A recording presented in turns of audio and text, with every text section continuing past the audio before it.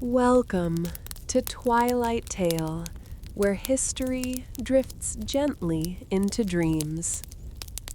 Tonight, we journey into one of the oldest and most enchanting legends ever whispered through time, the story of King Arthur.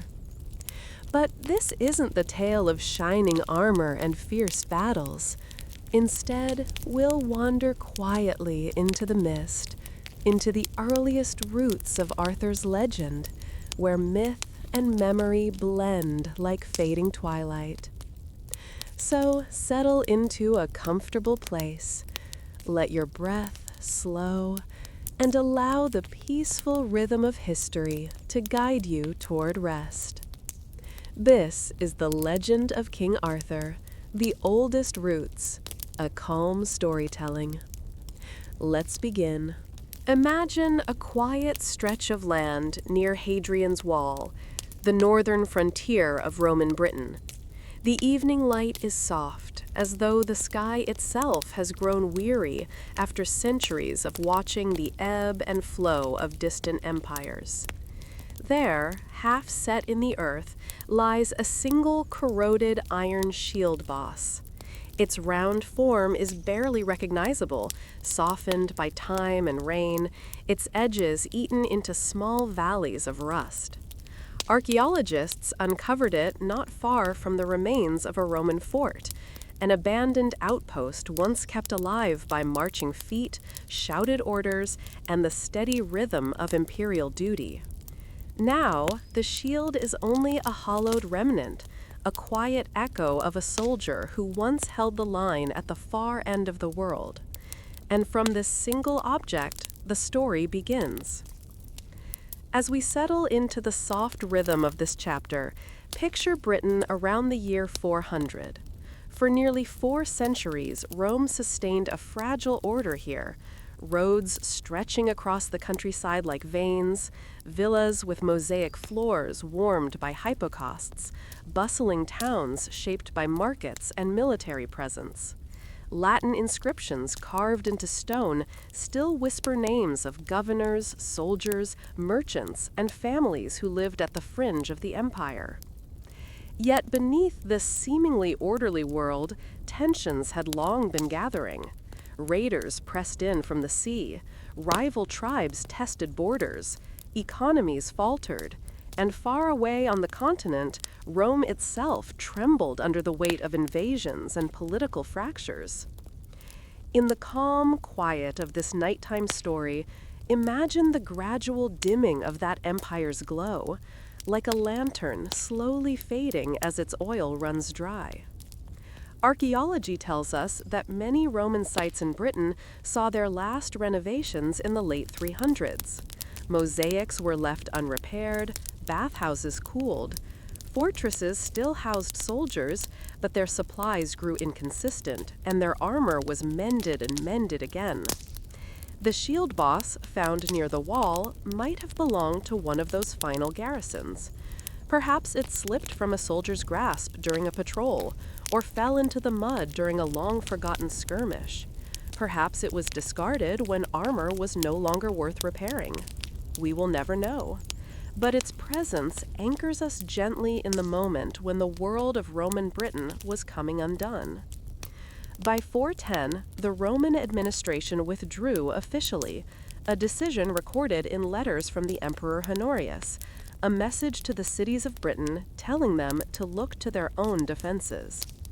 But we must imagine this not as a single dramatic event, no sudden departure of legions marching in perfect formation, no synchronized lowering of Roman banners, but rather a gradual unraveling.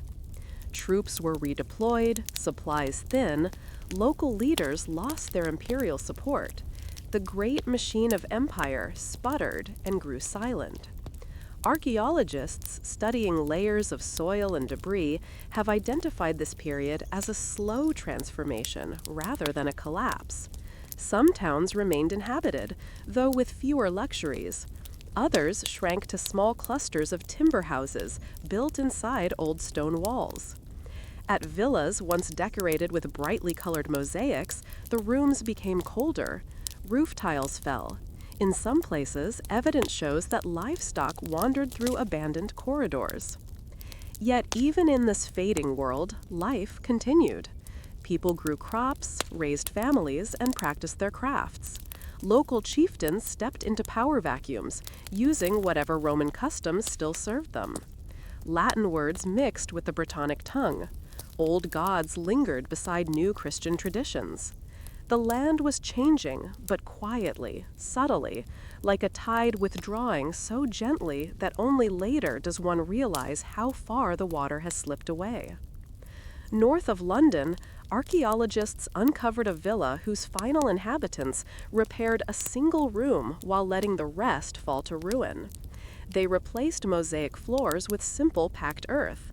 They lit fires in corners that once held fine furniture. It is a small detail, but it speaks volumes. A family adapting, surviving, making do. At another site, near modern-day Gloucester, a once grand bathhouse was repurposed as a workshop. Inside, tools and pottery fragments tell of people turning old stone rooms into practical spaces, reshaping the remnants of Rome for a more uncertain age. On the edges of Wales, hill forts abandoned for centuries were reoccupied. Their ancient ramparts, built long before Rome arrived, once again sheltered the local elite. This reuse hints at a return to earlier ways of defending territory, rooted not in imperial strategy, but in ancestral landscape knowledge. Across the country, pottery styles shifted, trade routes changed, and burial customs evolved. Archaeologists read these as quiet markers of a world in transition, not immediately violent, not immediately chaotic, but filled with slow, steady transformation. This is the world from which the earliest roots of the Arthurian tradition grow. Not a land of shining castles or enchanted forests, but a Britain adjusting to new realities, drawing both from memory and necessity. Pause here for a moment and imagine a single person living in this time. Perhaps a soldier whose unit had once received pay, rations, and orders from Rome. Now he must decide whether to return to the continent or remain in the land he has come to know as home. Maybe he chooses to stay. His shield has cracked. Perhaps its metal face has rusted like the one discovered near Hadrian's Wall. But he keeps his spear. He aligns himself with a local leader, a man who holds no imperial title but commands loyalty through kinship and presence. Or imagine a potter in a shrinking town. The fine imported clay used during Roman prosperity no longer arrives. Instead, she makes simpler wares, shaped by local earth. Her hands still move with practiced rhythm, but her world has grown smaller, quieter. Or consider a child born into this moment of transition. He grows up hearing older adults speak of Roman roads and Roman soldiers and taxes, yet he never sees an imperial envoy. His world is defined not by empire, by hills, rivers, kinship groups, and local chieftains. These small human threads, woven together, form the earliest tapestry that might one day connect to a figure like Arthur, a leader who rises not from Rome's power, but from its absence. As Roman authority receded, new leaders emerged, figures whose power came from land ownership, warrior followings, and strategic alliances. Archaeology helps us see this shift. At fortified sites like South Cadbury, Dinas Powys, and Bertiswald, evidence shows renewed activity in the 5th century. Walls repaired, timber halls built, stores replenished. Trade goods found there, glassware from Gaul, pottery from the Mediterranean, show that even in uncertain times, connections endured. Some scholars believe that these leaders, ruling over clustered territories, formed the historical foundations for later memories of Britain's defenders. Arthur, in the earliest surviving texts, is not a king, but at Dux Bellorum, a leader of battles. This title fits the era perfectly, a warlord among warlords, perhaps coordinating alliances, perhaps uniting fractious groups against external threats. But we must not rush ahead. At this stage in the story, we are not yet with Arthur himself. We are still in the soil from which his memory would one day rise. The Britain of 410 to 450 is a mosaic of shifting loyalties and emerging identities. Some communities cling to Roman customs, others embrace older Celtic traditions. Christianity spreads in small monastic circles. Pagan temples silent or are quietly repurposed. There is no single narrative, no single timeline, only countless lives moving through a land reshaping itself. Let us return to the shield boss lying in the grass near Hadrian's Wall. Its iron surface, though worn, still holds the faint outline of hammer marks. A skilled craftsman shaped it long ago, intending it to protect the heart of a soldier. But now it protects nothing. It lies as artifact, not weapon. When archaeologists lifted it from the soil, they noted the layers of rust, the mineralized remnants of wood fibers once attached to its interior.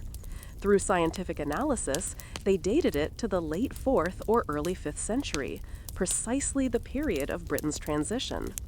Yet the shield offers no inscription, no name. It is as silent as the centuries that enfolded it. Still, it holds a story, not just of a soldier, but of a turning point, of a world stepping out of the long shadow of empire. As we near the end of this softly unfolding chapter, let us reflect on where we stand. No single artifact proves Arthur's existence. No single fort, inscription, or chronicle fully reveal the man, if he lived at all. But this era, this time when the last legions laid down their shields, is the soil from which his story grows. Arthur belongs to the world that emerged after Rome withdrew, a world of local leaders, hill fort strongholds, shifting alliances, and communities defending their homes against growing pressure. In the fading light of an early medieval evening, high in the uplands of Wales, a broken spearhead lies half buried in the soil. It is slender and dark, its once sharp edges turned soft by centuries of rain and drifting earth. Archaeologists found it not far from an ancient hill fort, close to a narrow ridge where the wind still moves like a long, quiet breath. The spearhead carries no name, no inscription, no claim of victory or loss.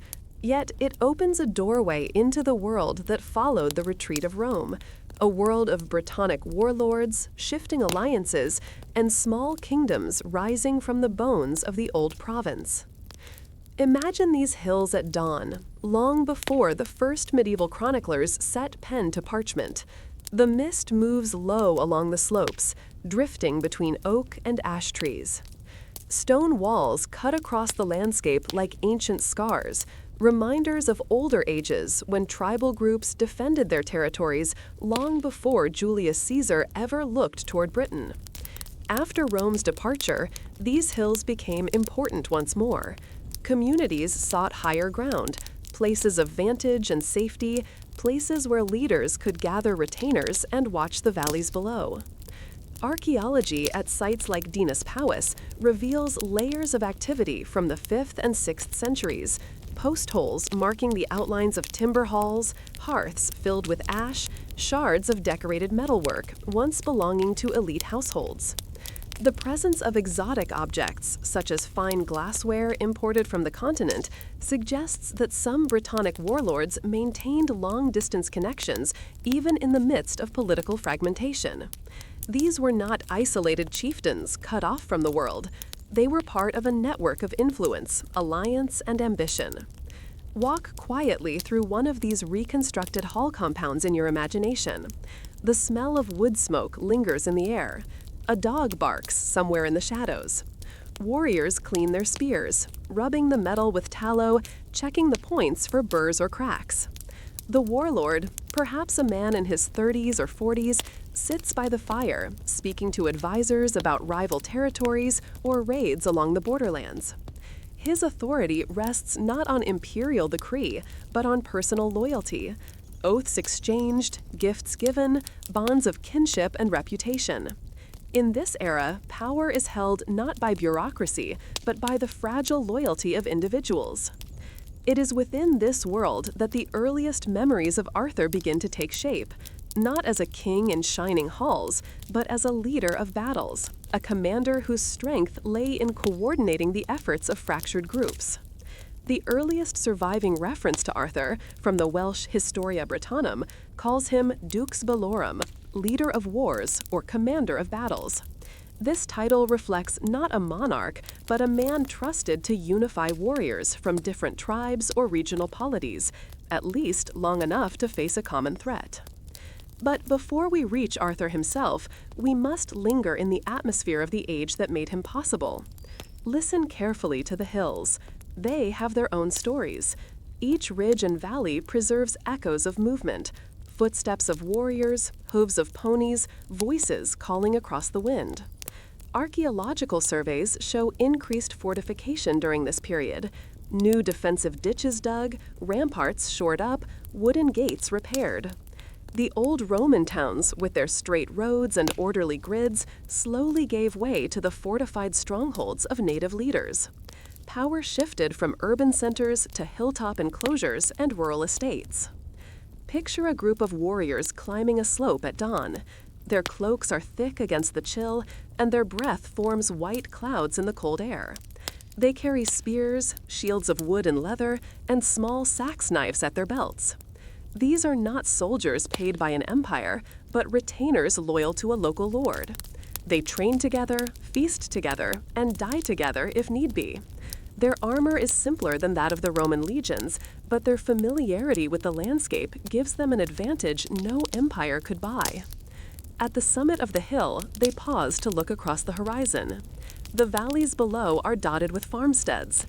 Thin lines of smoke rise from hearths where families warm themselves against the early morning.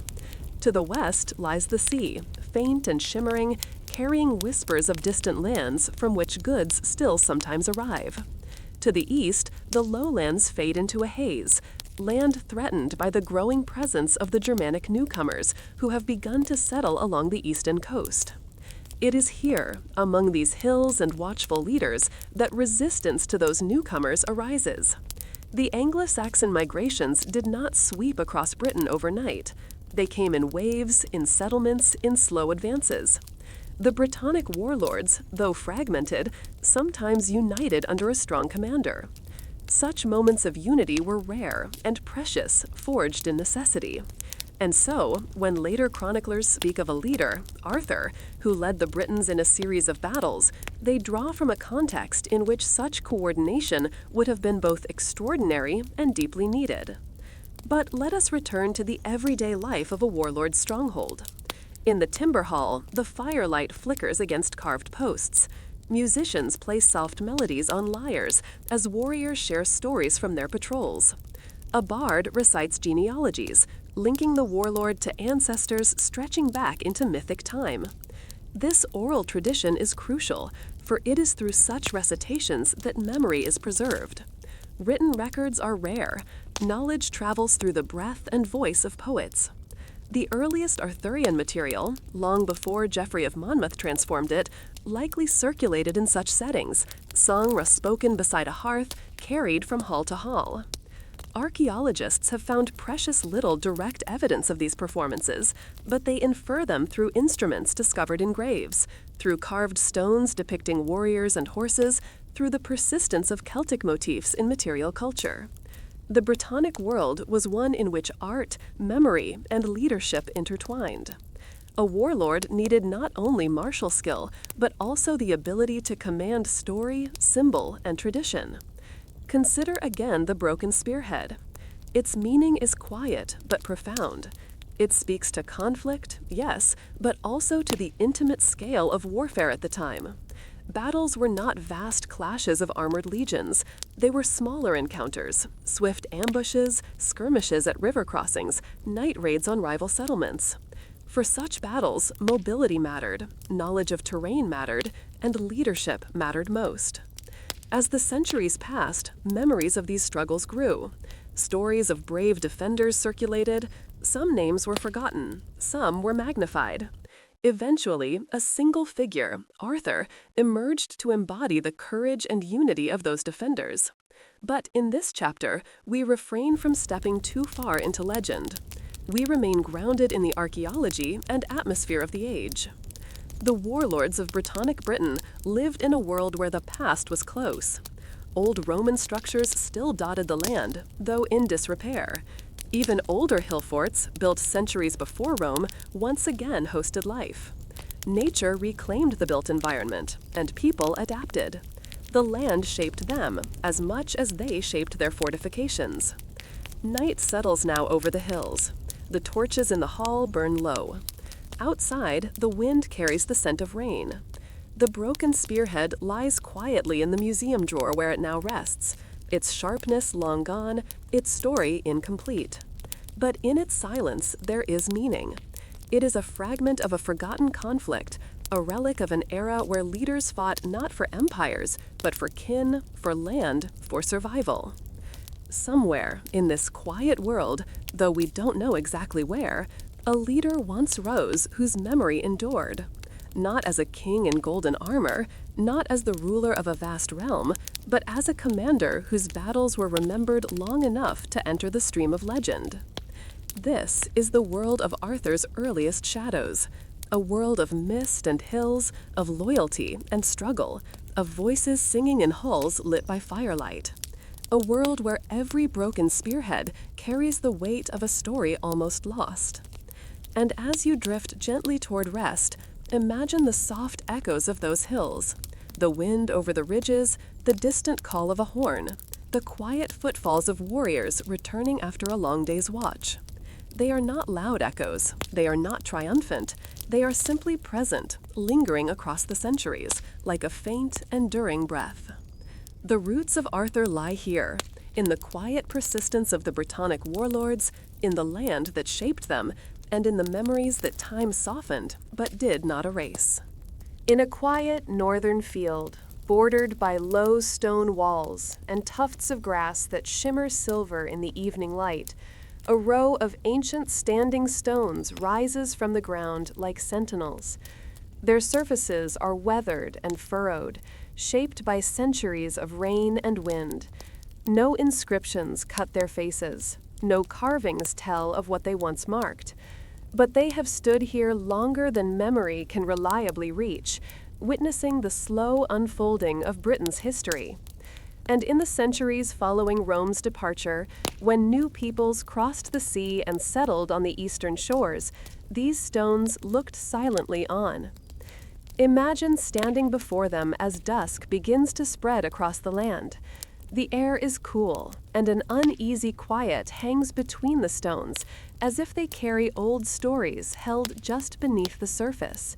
Nearby, in the damp soil, archaeologists once uncovered fragments of weaponry, an iron blade worn thin, the rim of a shield, a cluster of beads from a burial disturbed long ago. These remnants hint at restless times, when Britain's old order gave way to migrations that reshaped its cultural landscape. The people who watched this transformation unfold were descendants of the Britons who had lived here under Roman influence. They spoke dialects of a Brythonic language, farmed familiar fields, and raised families amid traditions woven from both native and Roman threads. But beginning in the 5th century, new communities arrived along Britain's eastern coastline.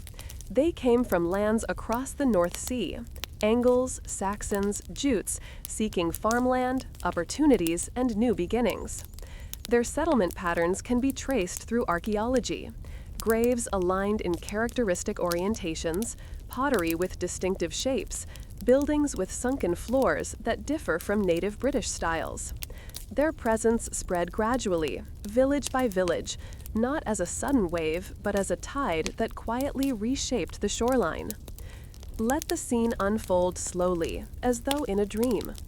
Picture a small Anglo-Saxon settlement in its early years, timber houses arranged around a central open space, smoke curling gently from thatched roofs.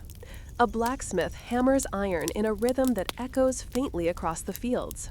Farmers lead cattle to pasture. Children chase each other through grass that grows wild around the edges of the settlement. Life feels calm here, far removed from the tensions that sometimes flare at cultural boundaries. But follow the wind westward, across the low hills, and Britain feels different. The Brittonic communities, unsettled by the arrival of newcomers, fortify their positions. Old tribal divisions harden into defensive stances. Leaders gather retainers, carve alliances, and look anxiously toward the eastern horizon. Written accounts from the period are sparse. The monk Gildas, writing decades later, speaks in lament rather than clarity. But archaeology fills in the landscape with subtle markers of conflict: fortified hilltops, burned layers in settlements, abandoned farms that hint at displacement. Imagine the standing stones watching all of this. They do not move, they do not speak. Yet, in their stillness, they become symbolic witnesses to the transformation of Britain. Those who passed by them, whether native Britons or incoming settlers, would have seen them rising from the earth, reminders of a deep past that preceded both groups. Roots of identity and belonging were shifting, and the stones simply endured, absorbing each new chapter without resistance. Travel now to one of the burial grounds unearthed from this era. Excavations reveal Anglo-Saxon graves lined neatly, each containing a person laid to rest with care.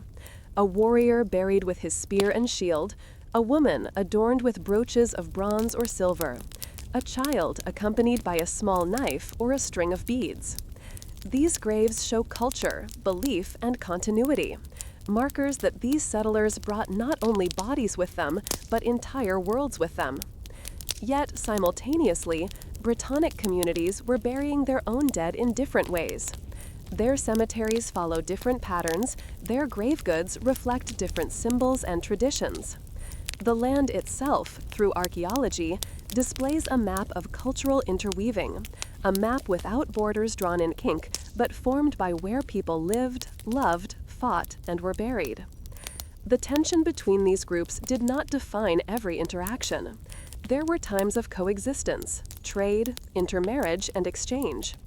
Yet friction existed, as it tends to when communities with distinct identities seek the same spaces. Over time, Anglo-Saxon settlements expanded westward, and with that movement came conflict. The Britons resisted, forming defensive alliances and choosing leaders capable of uniting factions that normally stood apart. It is in this shifting landscape that the figure of Arthur begins to shimmer on the far horizon of history, not yet in story, but in possibility. For later chroniclers describe a leader of the Britons who fought against the encroaching Saxons, achieving a great victory at a place called Baden. Though we do not yet linger on that moment, its roots lie here, in the era when the stones watched the eastward tide rising. Return for a moment to the standing stones and the items found near them. The iron blade is not from a single dramatic battle. It may not even be Anglo-Saxon or Brittonic specifically. It is simply a trace of life lived during troubled times.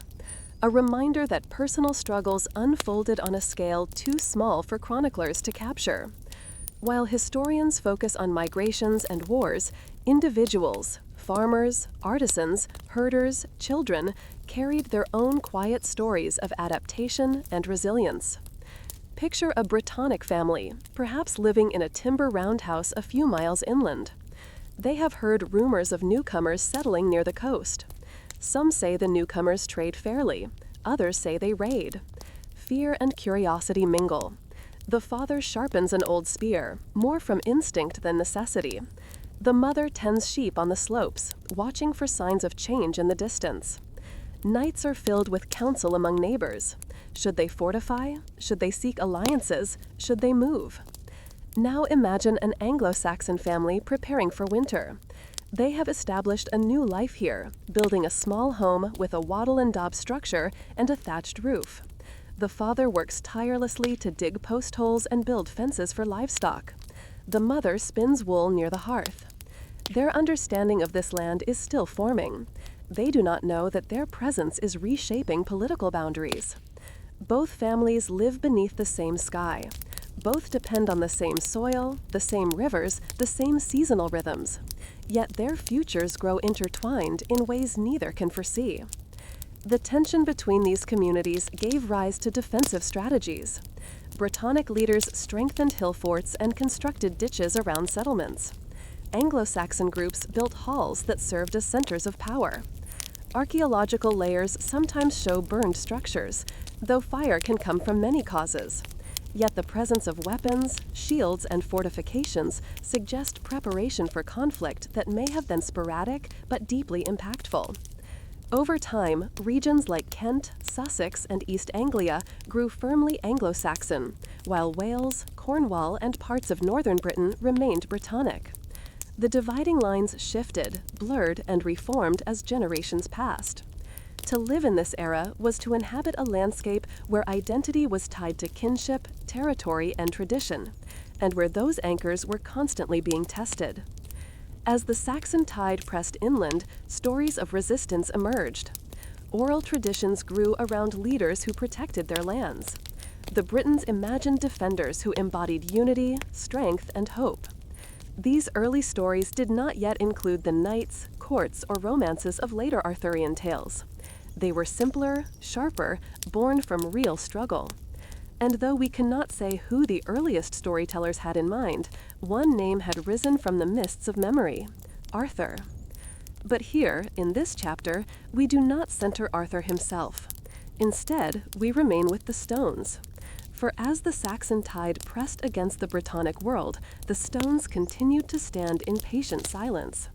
They did not choose sides, they simply held the memories of both peoples, absorbing their footsteps, their struggles, their hopes. Imagine the passage of seasons over the stones. Snow collects in their crevices during winter, birds perch on their tops in spring, summer grass brushes their bases, autumn leaves gather around them in swirling patterns. And through all of it, the quiet migrations, the whispered warnings, the distant clamor of skirmishes, these ancient monoliths keep their vigil. The men and women who lived in this transitional era did not know that their time would be renumbered. They did not know that centuries later, historians would sift through soil and texts to reconstruct their world. They could not imagine that their struggles would become the backdrop for legends spoken in countless languages. They lived their lives moment by moment, in the glow of hearth fires, under the weight of responsibility, surrounded by the uncertainties of a changing land. As night deepens over the imagined landscape of this story, the stones fade into shadow. The fields around them grow still. The wind whispers through tall grass, carrying remnants of voices long since quieted. What remains is not the noise of conflict, but the gentle hum of time passing over land that has held generations of footsteps. Somewhere in the distance, a lone owl calls. The moon rises above the ridge. In a quiet, monastic room, long ago, a single candle flickers against a wall of rough stone. Its flame bends slightly each time a draft slips beneath the wooden door. Shadows lengthen across shelves lined with rolled parchments and brittle volumes bound in leather. The air smells faintly of beeswax, vellum, and the slow work of centuries. At a simple wooden desk sits a scribe, his quill hovering above a page. The quill is trimmed from the feather of a goose, sharpened carefully with a small knife. The ink in his pot is thick and dark, made from ground oak galls and iron salts. He dips the quill lightly, then touches its tip to the parchment. This is the world in which the earliest surviving written references to Arthur were preserved, not in the clamor of battlefield or the echo of kings' halls, but in the soft, concentrated hush of scriptoria. Here, in small monasteries scattered across Wales, Cornwall, and Western Britain, monks devoted their lives to copying texts, annals, genealogies, sermons, saints' lives, and occasionally older tales carried by oral tradition. They wrote slowly, with patience shaped by prayer and routine. Every letter required intention. Every word passed through the filter of memory and belief. Imagine the scribe's hand moving across the page. His breath is steady. His movements are calm. Outside the monastery, the world is shifting. Brittonic warlords rise and fall. Saxon groups press inland. Alliances form and dissolve. But inside this small room, time feels almost motionless. The candle's flame reflects in the ink as it glistens momentarily before drying on the page. On one such page, centuries ago, scribes recorded a brief entry describing a man named Arthur. The Annales Cambriae, a collection of chronicle notes preserved through generations of scribes, contains a simple mention: the Battle of Badon, in which Arthur carried the cross of our Lord on his shoulders. No elaborate story accompanies it, no description of armor or strategy, just a name and a memory.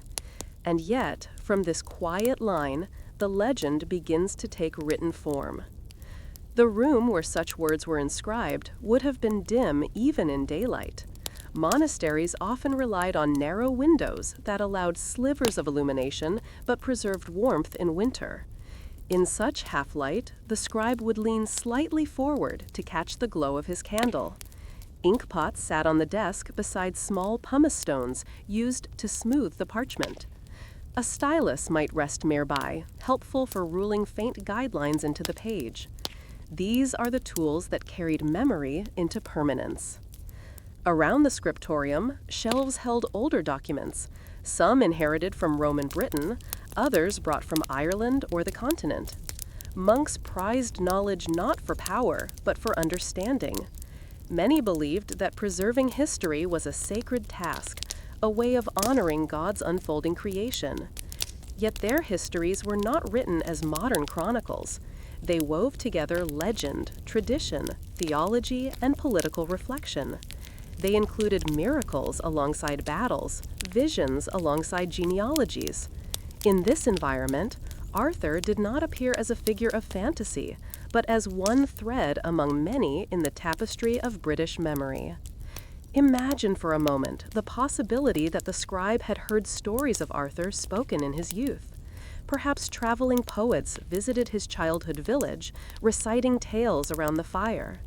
These tales would not yet include Camelot or Excalibur or the Round Table. They would instead speak of a leader who fought bravely in a time of danger. They would mention battles against invaders, victories that brought hope, and a figure whose loyalty gathered people in moments of crisis. Such stories, shaped by generations of voices, would eventually find their way onto parchment when literacy spread between monastic communities. But much would have been lost along the way. Oral traditions shift with each retelling, and monastic chroniclers wrote from their own perspectives. They omitted details that seemed unimportant. They amplified moments that resonated with their spiritual worldview. They included information from sources we no longer possess. This mixture of preservation and forgetting creates a soft haze around the origins of Arthur. We see him through fog-filled windows, glimpsing only fragments. Archaeological discoveries give us glimpses of these scriptoria. At monastic sites, remains of styluses, inkwells, and writing tablets have been uncovered. Scraps of parchment, animal bones used for making vellum, and fragments of early manuscripts appear in the soil. These remnants reinforce the idea that literacy, though limited, was alive in the early medieval British world. Even small monasteries participated in the careful labor of preserving stories. Picture the scribe setting his quill down and stretching his fingers. Hours of copying stiffened the hand. Sometimes he would pause to recite prayers, aligning his work with the rhythm of monastic life. Outside in the cloister garden, herbs grew in neat beds: sage, thyme, chamomile, tended by novices who walked in silence. The distant sound of a bell marked the hours. The world beyond the monastery walls remained uncertain, but here, work continued with gentle steadiness. It is possible that the earliest stories of Arthur entered written form in such a place. The Historia Brittonum, attributed to a monk named Nennius in the 9th century, provides a list of 12 battles fought by Arthur. These battles are recorded with little embellishment, almost as if they were notes from older military annals or oral recollection. Yet scholars debate how much is drawn from historical memory and how much reflects later interpretation. The truth remains veiled, softened by time and transmission. In the candlelit scriptorium, however, these distinctions mattered less. the monks were not concerned with modern ideas of historical accuracy. They sought meaning, continuity, and lessons from the past. When they wrote Arthur's name, they embedded him within a lineage of defenders, saints, and kings. They placed him among figures who shaped the moral and spiritual landscape of Britain. The candle flickers again. Outside, the wind brushes against the monastery walls. The scriptorium feels like a small island of light in an enormous sea of night. The scribe resumes his work, forming each letter with care. The language he uses is Latin, the scholarly tongue preserved from the Roman world. Yet as he writes notes about Brittonic leaders, battles, and events, he bridges two worlds, the fading influence of Rome and the enduring strength of British tradition. Some manuscripts were copied multiple times. Others were lost to fire, war, or dampness. The survival of even a single reference to Arthur is remarkable. It reminds us how fragile the chain of memory can be. If one scribe had set down his quill earlier, or one manuscript had been destroyed, the legend might never have taken root.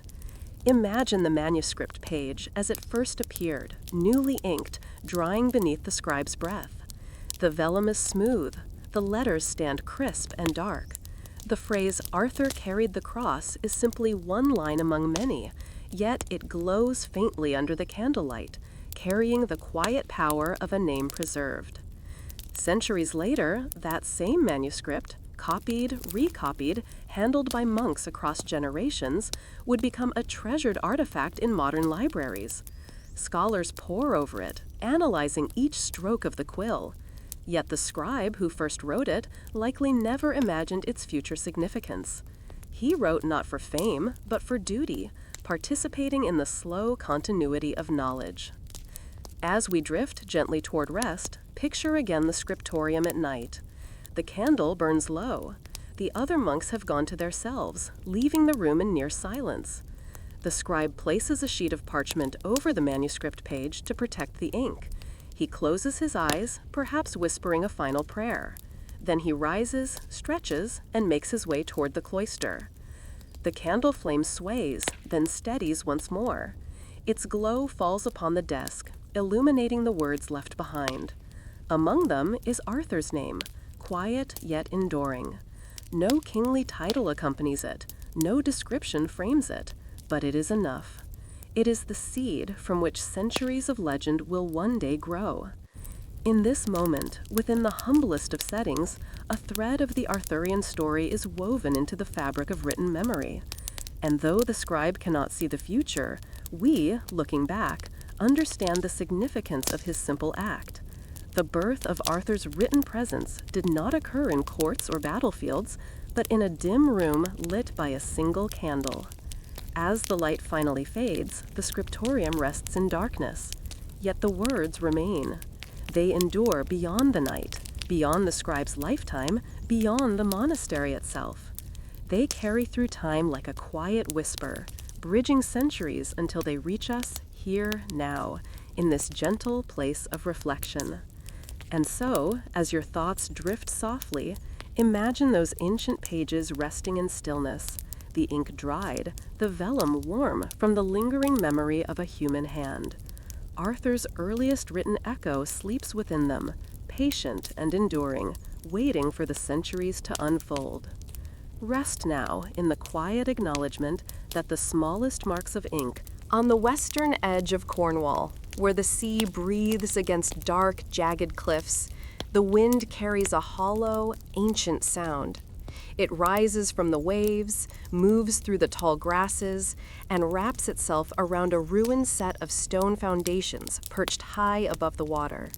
This is Tintagel, a place where land meets sea in a long, broken conversation. A place where archaeology, legend, and silence intertwine so seamlessly that separating them feels like unraveling threads of mist. Imagine standing on the narrow isthmus that leads toward Tintagel's headland. Beneath your feet, the path is uneven, stone embedded in earth, smoothed by countless footsteps. The waves crash far below, and the wind smells of salt and wet slate. Archaeologists walking the same path have uncovered fragments of pottery from distant lands, sherds of amphorae from the eastern Mediterranean, pottery from North Africa, fine glass from Gaul. These objects speak of trade routes that stretched across seas, connecting this rugged outcrop to worlds far beyond Britain. The cliffs themselves rise sharply, as if carved by an enormous hand. They are layered with slate that crumbles easily between fingers, yet the strength of the headland endures. To early medieval inhabitants, this place must have felt both exposed and protected, precarious cliffs guarding a stronghold suspended between sky and water. The Stone Age settlements and later Roman remains found in the region suggest that Tintingel's importance predates the period associated with Arthur. But it was during the 5th and 6th centuries, the age we seek, that the site flourished most dramatically. Walk with me now through the ruins as they exist in memory and imagination, shaped by archaeological evidence. On the plateau, the remains of rectangular buildings form outlines of what were once halls and storage rooms. Their stones are rough-hewn, unadorned, stacked with pragmatic care. The layout suggests a high-status settlement, large enough to support elite gatherings, feasting, and administration.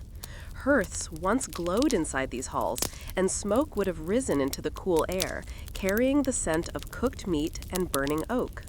Scholars believe that Tintingel served as a seat for a regional ruler or an elite family connected to the kings of Dumnonia. Unlike the grassy hill forts inland, Tintingel's power came from its access to the sea. From here, ships could sail to Ireland, Wales, Brittany, and beyond. The imported goods discovered across the site, the amphorae filled with oil or wine, the finely worked glass, support the view that Tintingel was a center of wealth and exchange. In an age when much of Britain struggled with the collapse of Roman trade networks, Tintingel remained connected. Picture a ship approaching the coast, a long, narrow vessel with a single sail, its hull laden with jars of wine, lengths of cloth, or crates of olives. The sailors steer carefully toward the rocky landing point, where local stewards await. Goods are exchanged, messages are carried, news of distant kingdoms travels with the tide. Through these connections, Tintingel becomes not just a local settlement, but a node in a wider tapestry. It is easy to see how, centuries later, medieval storytellers might have chosen this dramatic landscape as the birthplace of a legendary king. Long before Geoffrey of Monmouth wrote of Arthur's conception at Tintingel, this place was already steeped in the aura of importance. A headland fortress, shrouded in mist, surrounded by the restless ocean, it is a location that inspires myth. But let us remain in the realm of what archaeology can show us. Imagine walking inside one of the main buildings when the site was at its height. A hearth burns at the center. Warriors sit along the walls, resting after long journeys or coastal patrols. A lord or chieftain presides at the head of the hall. Ambient sounds, voices speaking in Brythonic dialects, the crackle of fire, the hum of the sea, create an atmosphere of quiet vigilance. These halls are not luxurious in the later medieval sense, but they hold status and purpose. Nearby, a slate inscribed with Latin words and Brythonic names was discovered by archaeologists in the 1990s. The inscription includes the name Artigano. Some were quick to connect it to Arthur, though scholars caution against such speculation. Yet the stone remains significant, not for what it might prove, but for what it reveals. Literacy existed here. Writing, reading, and record-keeping were part of the life at Tintingel. This was not a crude outpost, but a cultured and connected seat of power. Think about that inscribed slate for a moment. A person, centuries ago, held a stylus in hand, carving letters into the soft stone. Perhaps he was practicing. Perhaps he was recording something trivial. Perhaps he was marking ownership. The lines remain, offering a glimpse into the intellectual life of the settlement. The presence of writing does not create legends, but it supports the fabric of a world capable of producing stories that endure. Now picture Tintingel at twilight. The sun sinks toward the horizon, setting the sea ablaze with orange and purple. The headland turns dark, except for the faint glow leaking from the cracks of hall doors. Waves crash against the rocks below with tireless rhythm. Seabirds circle overhead, their cries sharp and fleeting. And inside the hall, people gather. A traveling bard may have arrived by ship earlier that day, carrying news from Leinster or America. He begins to play a harp or recite a tale. Perhaps he sings of ancient battles or heroic defense against invaders. Perhaps he names warriors whose deeds inspire pride and unity. Could these performances have included an early form of the Arthurian story? It is entirely possible. Oral tradition thrives in places such as this, in dimly lit halls where listeners lean close to hear each word, storing them away for their own retellings. The story of a great defender, a leader who brought victory in dark times, would resonate strongly in communities facing threats from settlers, raiders, or rival kingdoms. We do not claim that Arthur was born here, but we can say that Tintagel, with its commanding presence and elite connections, provided fertile ground for stories that later writers drew upon. By the time Geoffrey of Monmouth wrote his imaginative history in the 12th century, Tintagel had already captured the British imagination. He transformed its cliffs into the setting for one of the most dramatic episodes in his narrative. Yet his embellishment rests on a foundation of truth. Tintagel was a place of significance in the early medieval period, a place associated with power. Let us drift for a moment into the deeper quiet of the night. The waves grow darker, the air turns cool. The settlement's fires die down, leaving embers that glow softly like sleeping stars. The people inside the halls settle into rest. A guard may still walk along the cliff edge, the gorse brushing his legs as he watches for distant lights on the sea. Below him, the ocean breathes in slow, steady rhythm. Centuries later, the site was abandoned. Storms battered the buildings, walls collapsed, wind and rain carried away debris. The wooden beams decayed. Only the stone outlines remained, blending into the natural contours of the cliff. For a long time, Tintagel slept under the elements, its history scattered across the ground. In the 20th century, archaeologists returned to explore the site. They traced the foundations of halls, cataloged imported pottery, and uncovered the inscribed slate. Their work reawakened interest in Tintagel's early medieval significance. What they found does not confirm Arthur's presence, but it reveals a world where an Arthur-like figure, an elite warrior leader defending a coastal kingdom, would not be out of place. The amphora shard, discovered near one hall, its glaze faint but still visible, takes us back to the beginning of this chapter. It is a fragment from far away, a piece of a jar that may have once held wine poured into cups in a hall, now reduced to stone outlines. When it was found, it carried with it the memory of the people who lived here, people who traded across vast distances, who maintained a presence on these cliffs, who faced the world with both openness and caution. Let the amphora shard rest now in your thoughts. Let the waves soften their sound. Tintagel endures, not because any single event happened here, but because its landscape holds space for memory, real, imagined, and everything in between. The cliffs cradle stories the way the sea cradles foam. They do not tell us what truly happened, they simply invite us to listen. And in that listening, the earliest strands of the Arthurian world hum softly, threads woven from place, from memory, from the poetry of landscape meeting legend. Allow the wind of Tintagel's heights to settle over you like a gentle blanket. Allow the hush of the waves to guide your breathing. Tintagel keeps its secrets, but within its silence, Arthur's oldest roots find a place to grow. High in the rolling countryside of Somerset sits a great hill, rising gently yet firmly from the surrounding fields. In the early morning light, when the mist clings closely to the grass, Cadbury Castle appears not as a ruin, but as a silhouette of memory, its wide ramparts forming ring upon ring of earth, each curve echoing centuries of human effort. The hill overlooks fertile valleys, soft folds of land where cattle graze, and rivers carve unseen paths. And though today it is quiet, empty except for the occasional walker or resting bird, This hill once held life and purpose woven into the turbulent age that gave rise to the earliest echoes of Arthur. Imagine approaching Cadbury Castle just after dawn. The air is cool and carries the faint scent of dew-soaked soil. The sky is a pale gray-blue, slowly warming with the promise of light. As you climb the gentle slope, the land begins to open itself, revealing the wide circles of ditches and ramparts that encircle the hilltop. These fortifications are ancient, originally built in the Iron Age, but they were not abandoned. Long after the Romans left Britain, long after the empire's order faded, people returned to this hill and reshaped it for a new era. Archaeologists studying the site uncovered evidence of renewed activity in the 5th and 6th centuries. Dark soil layers show where timber halls once stood. Post holes trace the outlines of large structures, feasting halls, administrative buildings, or residences for an elite household. Pottery imported from the Mediterranean and Gaul suggests high-status occupation. These clues form a whisper of life. Someone important lived here during the age in which Arthur's oldest stories first took shape. Walk across the broad summit. Feel the grass bend gently beneath your feet. Centuries ago, this ground would have echoed with movement, the footsteps of warriors, the voices of messengers, the clatter of tools.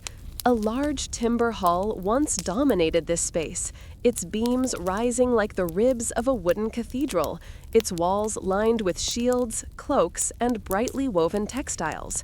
A hearth at its center glowed with constant fire, a flame that warmed both body and spirit. At night, the hall would glow softly from within, casting warm light through its doorways and illuminating the ramparts outside. Picture a warlord seated in that hall. He might not have been a king in the later sense. He would have been a leader of a territory, a figure whose influence extended across the southwestern landscape, a landscape linked by kinship, alliance, and the promise of protection. He wears a woolen cloak, clasped at the shoulder with a bronze brooch. His sword rests beside him, its blade carefully honed. Around him sit his companions and counselors, discussing threats, trade, diplomacy, and the movements of neighboring groups. Such a figure could be one of the roots from which the Arthur legend grew. While no evidence connects Cadbury Castle directly to Arthur, the site fits the kind of place where an Arthur-like leader could have lived, a fortified administrative center for a regional power in post-Roman Britain. Medieval tradition later linked the hill to Camelot, though historians approach this claim cautiously. Still, it is easy to understand why stories gravitated toward this place. There is something commanding, something quietly regal about the hill's presence. Imagine for a moment the daily life of those who lived here. In the early morning, fires would be rekindled, breakfasts prepared, livestock tended in the enclosures below the ramparts. Craftsmen might work in small outbuildings, shaping metal, carving wood, or preparing leather. Women would weave, grind grain, and manage supplies. Children would run along the paths near the hall, their laughter drifting across the ramparts. The sounds of life would blend with the wind, creating a rhythm of continuity in a time of great uncertainty. From the summit, the view stretches far across Somerset. You can see Glastonbury Tor rising in the distance, a smooth, singular hill crowned by myth, its silhouette timeless against the sky. Between Cadbury and Glastonbury lies a patchwork of fields, hedgerows, and waterways. Archaeologists believe these landscapes were deeply connected in the early medieval period.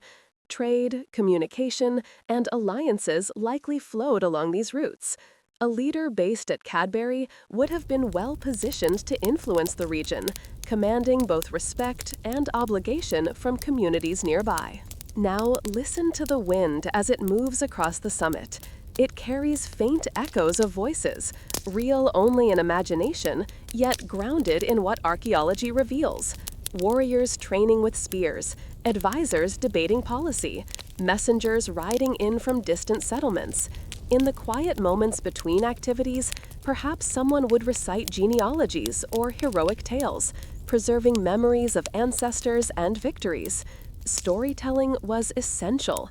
It bound communities together, kept history alive, and forged identity. Archaeologists studying the site uncovered evidence of renewed activity in the 5th and 6th centuries. Dark soil layers show where timber halls once stood. Post holes trace the outlines of large structures, feasting halls, administrative buildings, or residences for an elite household. Pottery imported from the Mediterranean and Gaul suggests high-status occupation. These clues form a whisper of life. Someone important lived here during the age in which Arthur's oldest stories first took shape. Walk across the broad summit. Feel the grass bend gently beneath your feet. Centuries ago, this ground would have echoed with movement, the footsteps of warriors, the voices of messengers, the clatter of tools.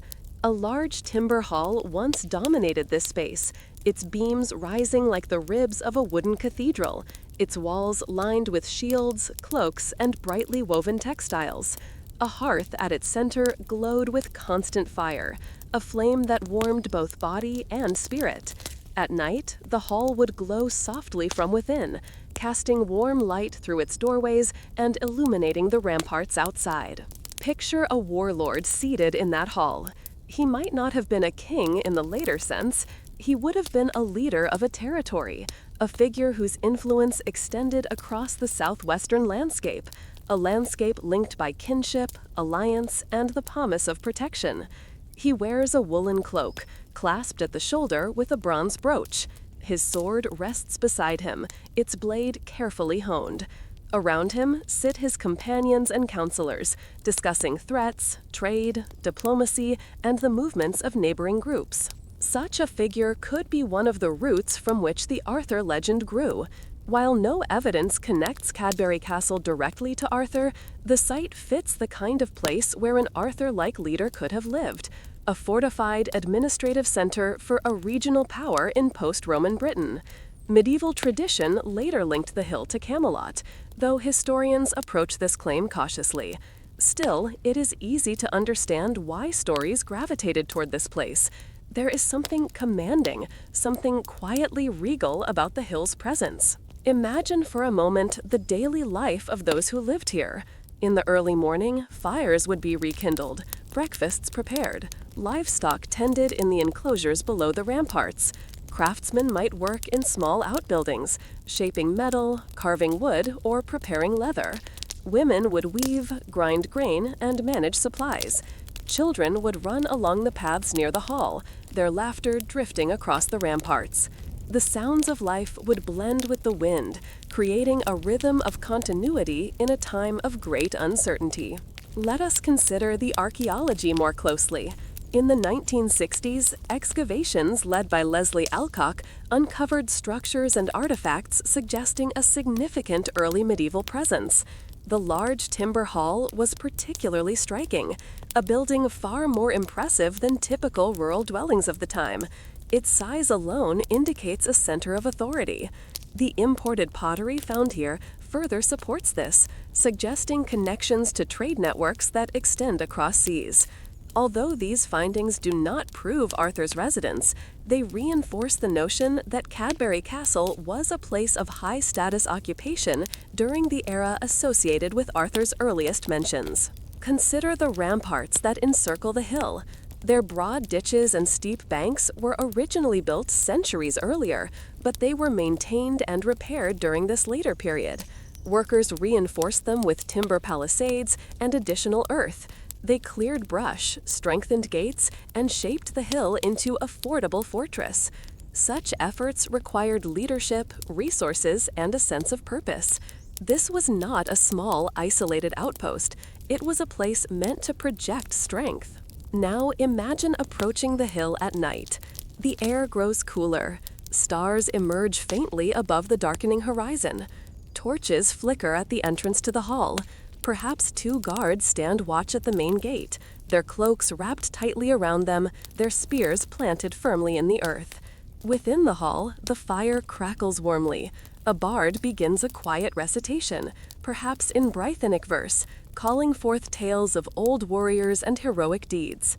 The rhythm of his voice blends with the night, drifting beyond the wooden walls, reaching the ramparts, and mingling with the wind. Such nights would have shaped memory. There is a gentle kind of mystery that arises when history leaves only fragments behind. Not the sharp uncertainty of unsolved puzzles, but a soft, open space, a field of possibility where imagination and scholarship drift together like mist among low hills. The Battle of Badon is one such place. It stands in early British history as a glimmer, a whisper, a quiet echo heard across centuries. No one can say exactly where it occurred. No one knows with certainty who commanded the Britons that day. Yet when later writers traced the roots of Arthur, they returned again and again to Badon, as if drawn by its quiet gravity. Picture the landscape of southern Britain in the late 5th century. Valleys fold gently into one another. Hills rise in smooth curves, their slopes covered with heather and wild grass. Rivers wind through marshlands, carving paths through soft earth. It is a world not yet divided by modern boundaries. The air is fresh with the scent of damp soil and early flowering plants. Somewhere within this landscape, perhaps near Bath, perhaps in Dorset, perhaps elsewhere entirely, the memory of a great battle took shape. Let us begin with a small artifact, an iron arrowhead found near the outskirts of Bath. It is corroded and blackened, its point dulled by time, its shaft long gone. Archaeologists found it among layers that date roughly to the right era, though it tells no specific story.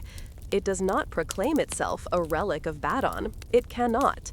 Yet, holding it, one can imagine the tension of battle, the moment when a bowstring snapped forward and the arrow sought its mark. Each artifact from this age carries both presence and uncertainty, a physical link to the world of our story, and yet only a fragile one.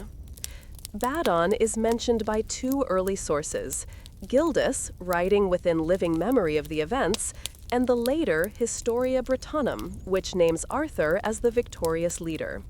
Gildas does not mention Arthur by name. Instead, he speaks of a great British triumph that halted the advance of the Anglo-Saxon settlers for a generation. His tone is not celebratory. It is reflective, moralizing, filled with concern for the state of the Britons. But nestled within his lamentations is the quiet acknowledgement of a victory that brought a breath of peace. Imagine what that victory might have felt like for the people of the time. For decades, communities had lived under pressure, raids from the east, shifting alliances among Brittonic warlords, uncertainties of leadership. A victory like Badon would not have been a distant political event. It would have felt like a gift of time, a pause, a chance for families to rebuild, for fields to be planted without fear, for trade to resume its gentle patterns. Perhaps this is why later tradition affixed Arthur's name to Badon. A leader who brought hope in a world of turmoil becomes someone worth remembering. Walk with me through one of the proposed battle sites. Let us choose for a moment the hills near Bath, even if the truth may lie elsewhere. The land here rises steeply, offering vantage points over wide plains. Standing atop one of these ridges, you can feel the wind brushing your face, carrying scents of grass and distant water. In the age we imagine, this ridge might have held warriors preparing for conflict. The Britons, familiar with the terrain, could have used the elevation to their advantage. The hills might have been alive with movement, men tightening shield grips, setting spear tips upright, murmuring prayers to God or ancestral spirits. But let us soften this scene, for this is not a tale of battle, but of reflection. Imagine the ridge after the fighting, long after. The warriors are gone, the land is quiet. Only the stones remain, patient and unmoving. The grass grows tall again, animals wander freely. The ridge slowly forgets the cries and tension of that day as nature reclaims its surface. And yet, memory persists in human minds. Stories circulate. Mothers tell their children of a great victory. Elders speak of a leader who guided the Britons. The bards, those wandering keepers of lore, fashion the victory into a tale worth sharing.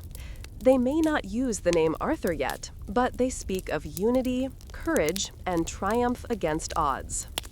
Walk now through another possibility, the ancient hill fort of Badbury Rings in Dorset. Its vast earthworks encircle a hill with commanding views in all directions. The ditches are deep, the ramparts high, the strategic value unmistakable. Archaeologists have found evidence of occupation during the right era, and yet no definitive sign ties it to Badon. Still, imagine the air here at dawn. Mist settles in the hollows, leaving the ramparts like ripples in a silver sea. In the quiet, one can understand why this place is considered a candidate. It feels like a stage, upon which history might have unfolded. But Badon's uncertainty is part of its allure. Unlike battles whose details are carved into stone or chronicled at length, Badon remains a whisper. It resists being pinned to a map, it resists definitive interpretation. And so, the mind drifts gently among possibilities, each one a soft landing point for wonder. Think of the people who lived through the aftermath. Archaeological evidence shows a slow but perceptible pause in the expansion of Anglo-Saxon settlements after this period.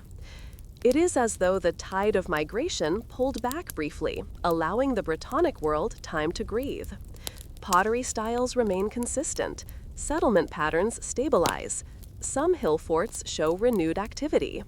These are subtle signs, quiet markers of a period of relative peace. Imagine walking through a village in this pause. Children chase each other outside roundhouses. Farmers lead cattle to grazing fields. Women gather water from a nearby stream. The air carries a sense of cautious hope. The memory of the victory at Badon becomes part of the village's identity, told alongside other local tales. Perhaps a warrior who fought there lives among them, a respected figure who carries the quiet weight of experience. When younger warriors ask him what it was like, he may say little, only that it was hard and that he fought for the people he loved. As we wander further into the landscape of memory, picture the battle not as a roar of clashing armies, but a moment that dissolved slowly into legend. The details blurred, the location faded. What endured was the feeling, the belief that Britain had been defended by someone extraordinary, someone who rose above the quarrels of petty kings, someone who inspired unity. This someone would later be named Arthur. Whether Arthur truly fought at Badon is a question the centuries have not answered. But when the Historia Brittonum attributed the victory to him, it was not an arbitrary decision. It reflected a growing tradition of identifying him as the defender of the Britons, the shining figure in an age of turmoil. The chroniclers did not describe the battle, they simply placed Arthur at its center, as if assuming everyone already knew the story. But in this quiet nighttime narrative, we remain with the land, with the arrowhead, with the soft uncertainties. They offer a kind of comfort, a reminder that not all mysteries need solving. Some can simply rest in the folds of time.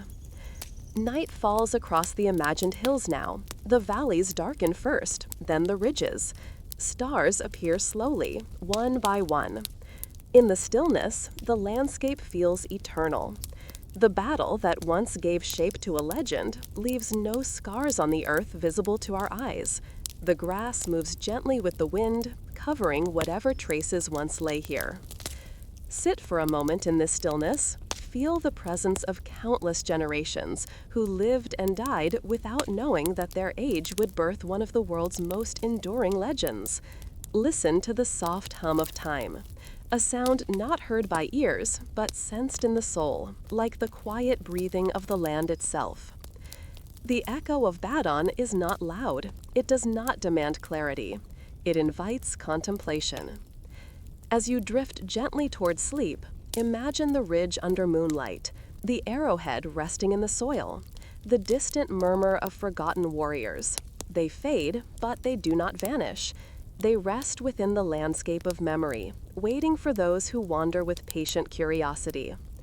And somewhere within that landscape lies Arthur, not yet the king of medieval romance, not yet the ruler of Camelot, but a quiet, powerful possibility.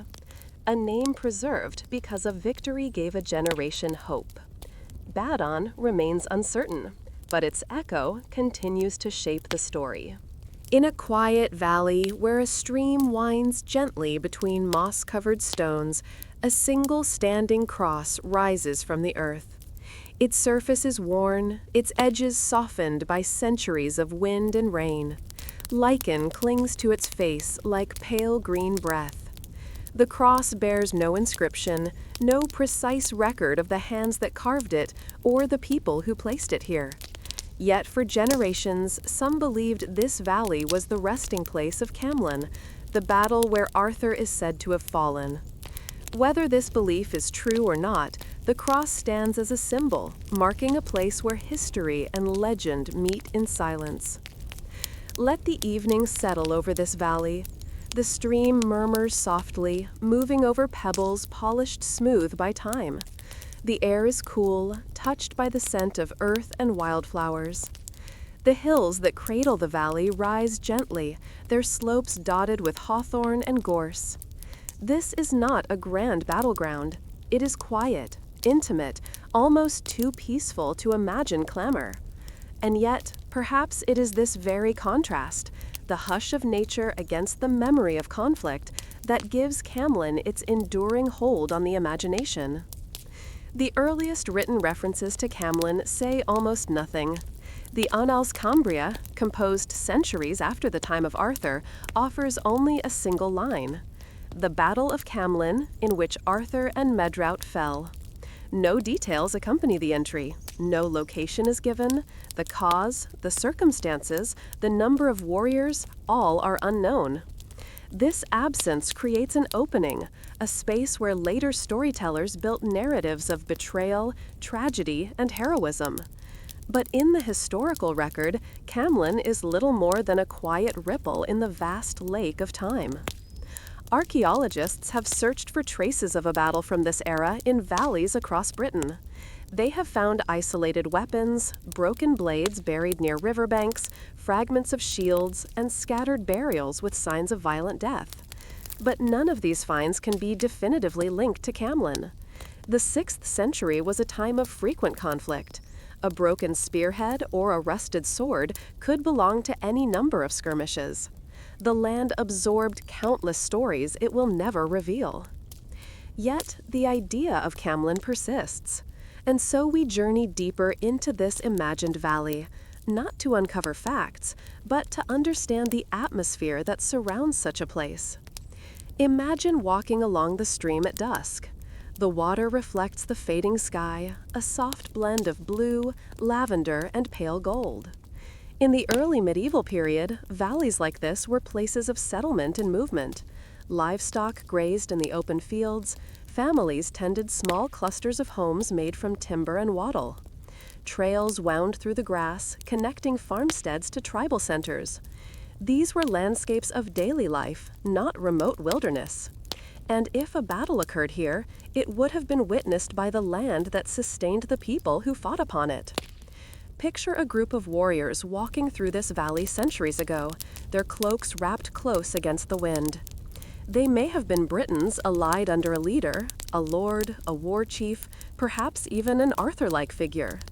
Their shields are round, made of wood and leather, painted with simple patterns. Their spears are well used, their edges worn. They are tense, but not frightened. Conflict is not unfamiliar to them. Another group approaches from the opposite direction. Perhaps they are rivals, perhaps they are members of the same culture, divided by ambition or dispute. The story of Camlan in later tradition emphasizes betrayal, but the historical truth, if a battle occurred, may have been simpler. In the turbulent world of post-Roman Britain, internal conflict was as common as defense against external threats. But let the imagined warriors fade now. This is not a tale of battle.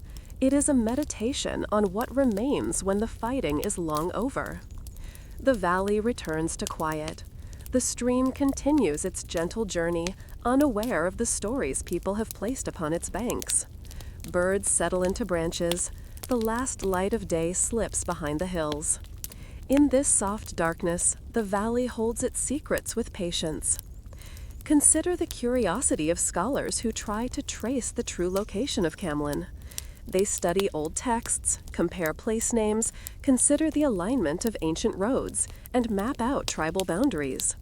Some suggest the River Cam in northern England. Others point to sites in Cornwall or Wales.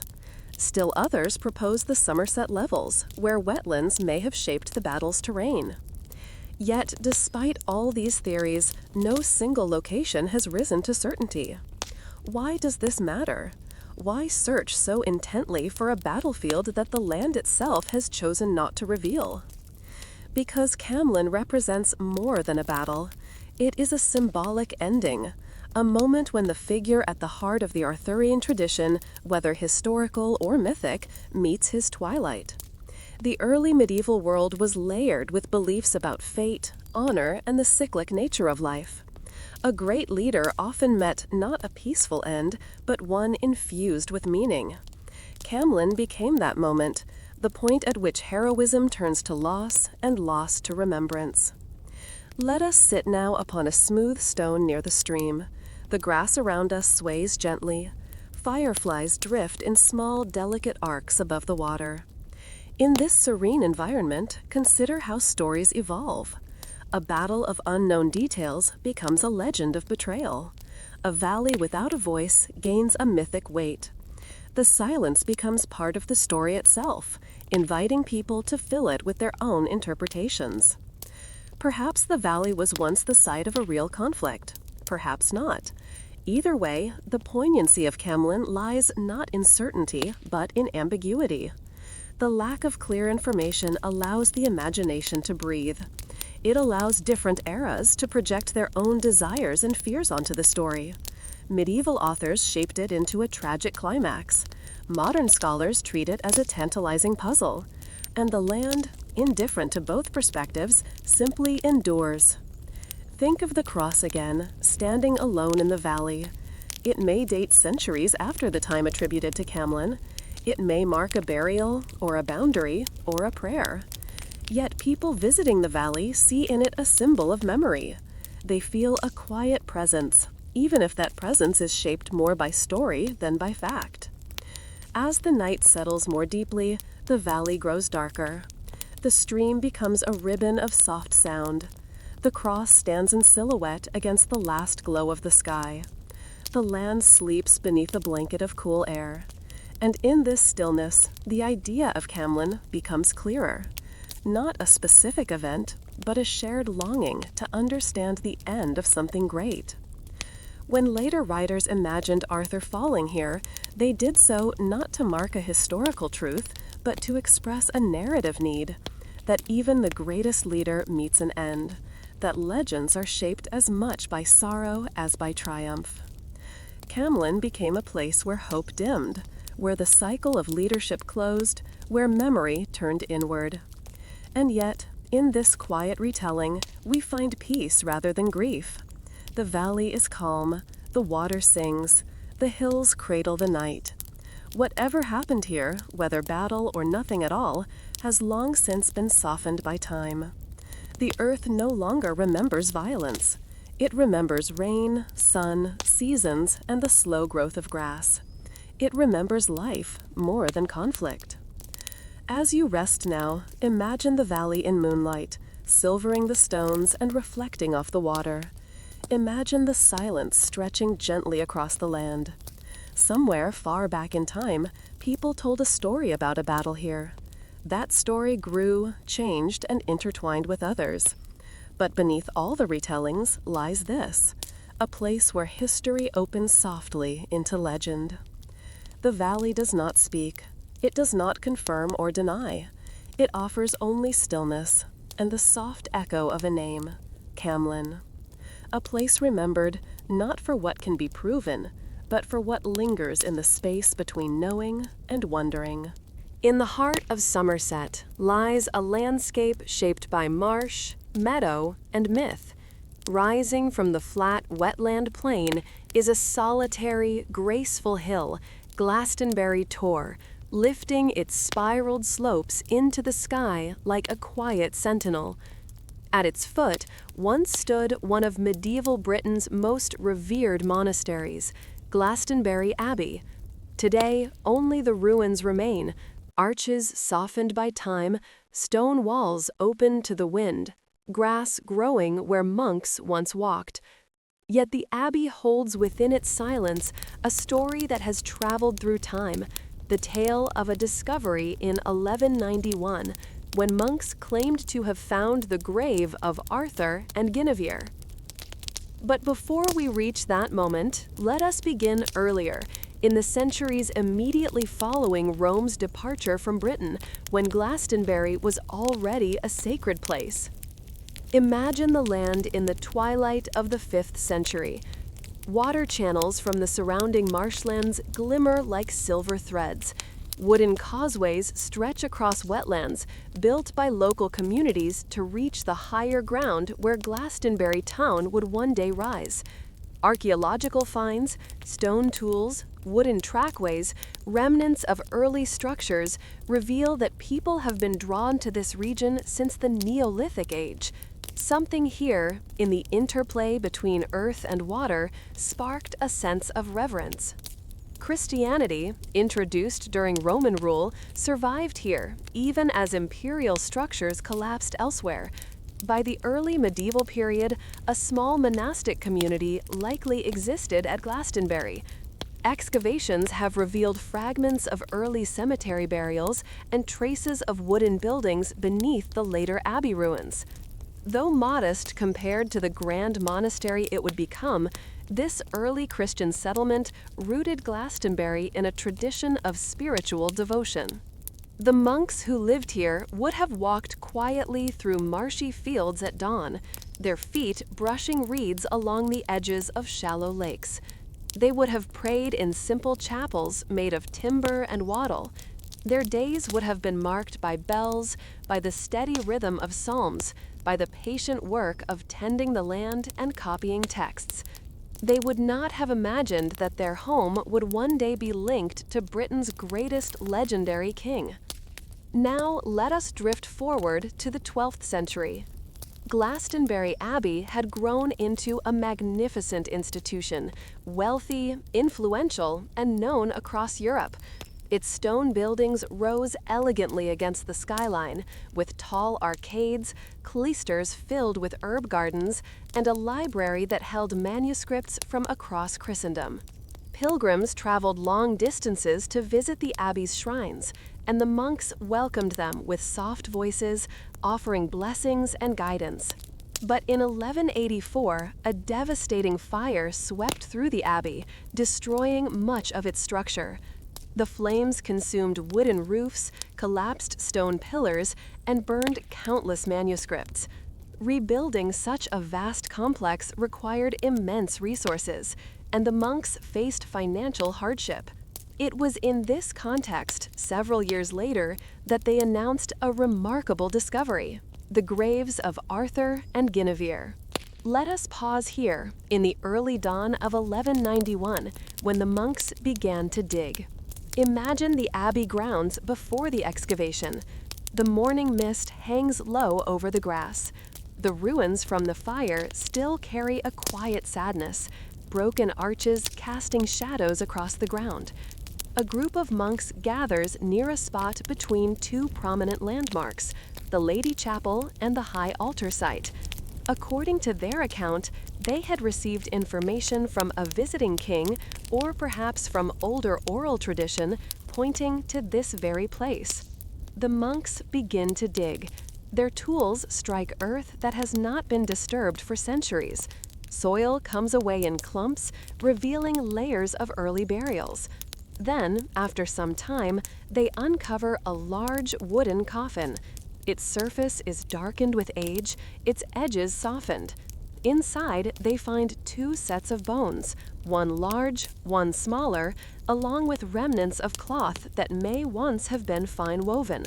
And beside the coffin, or attached to it, depending on the account, lies a lead cross inscribed with words.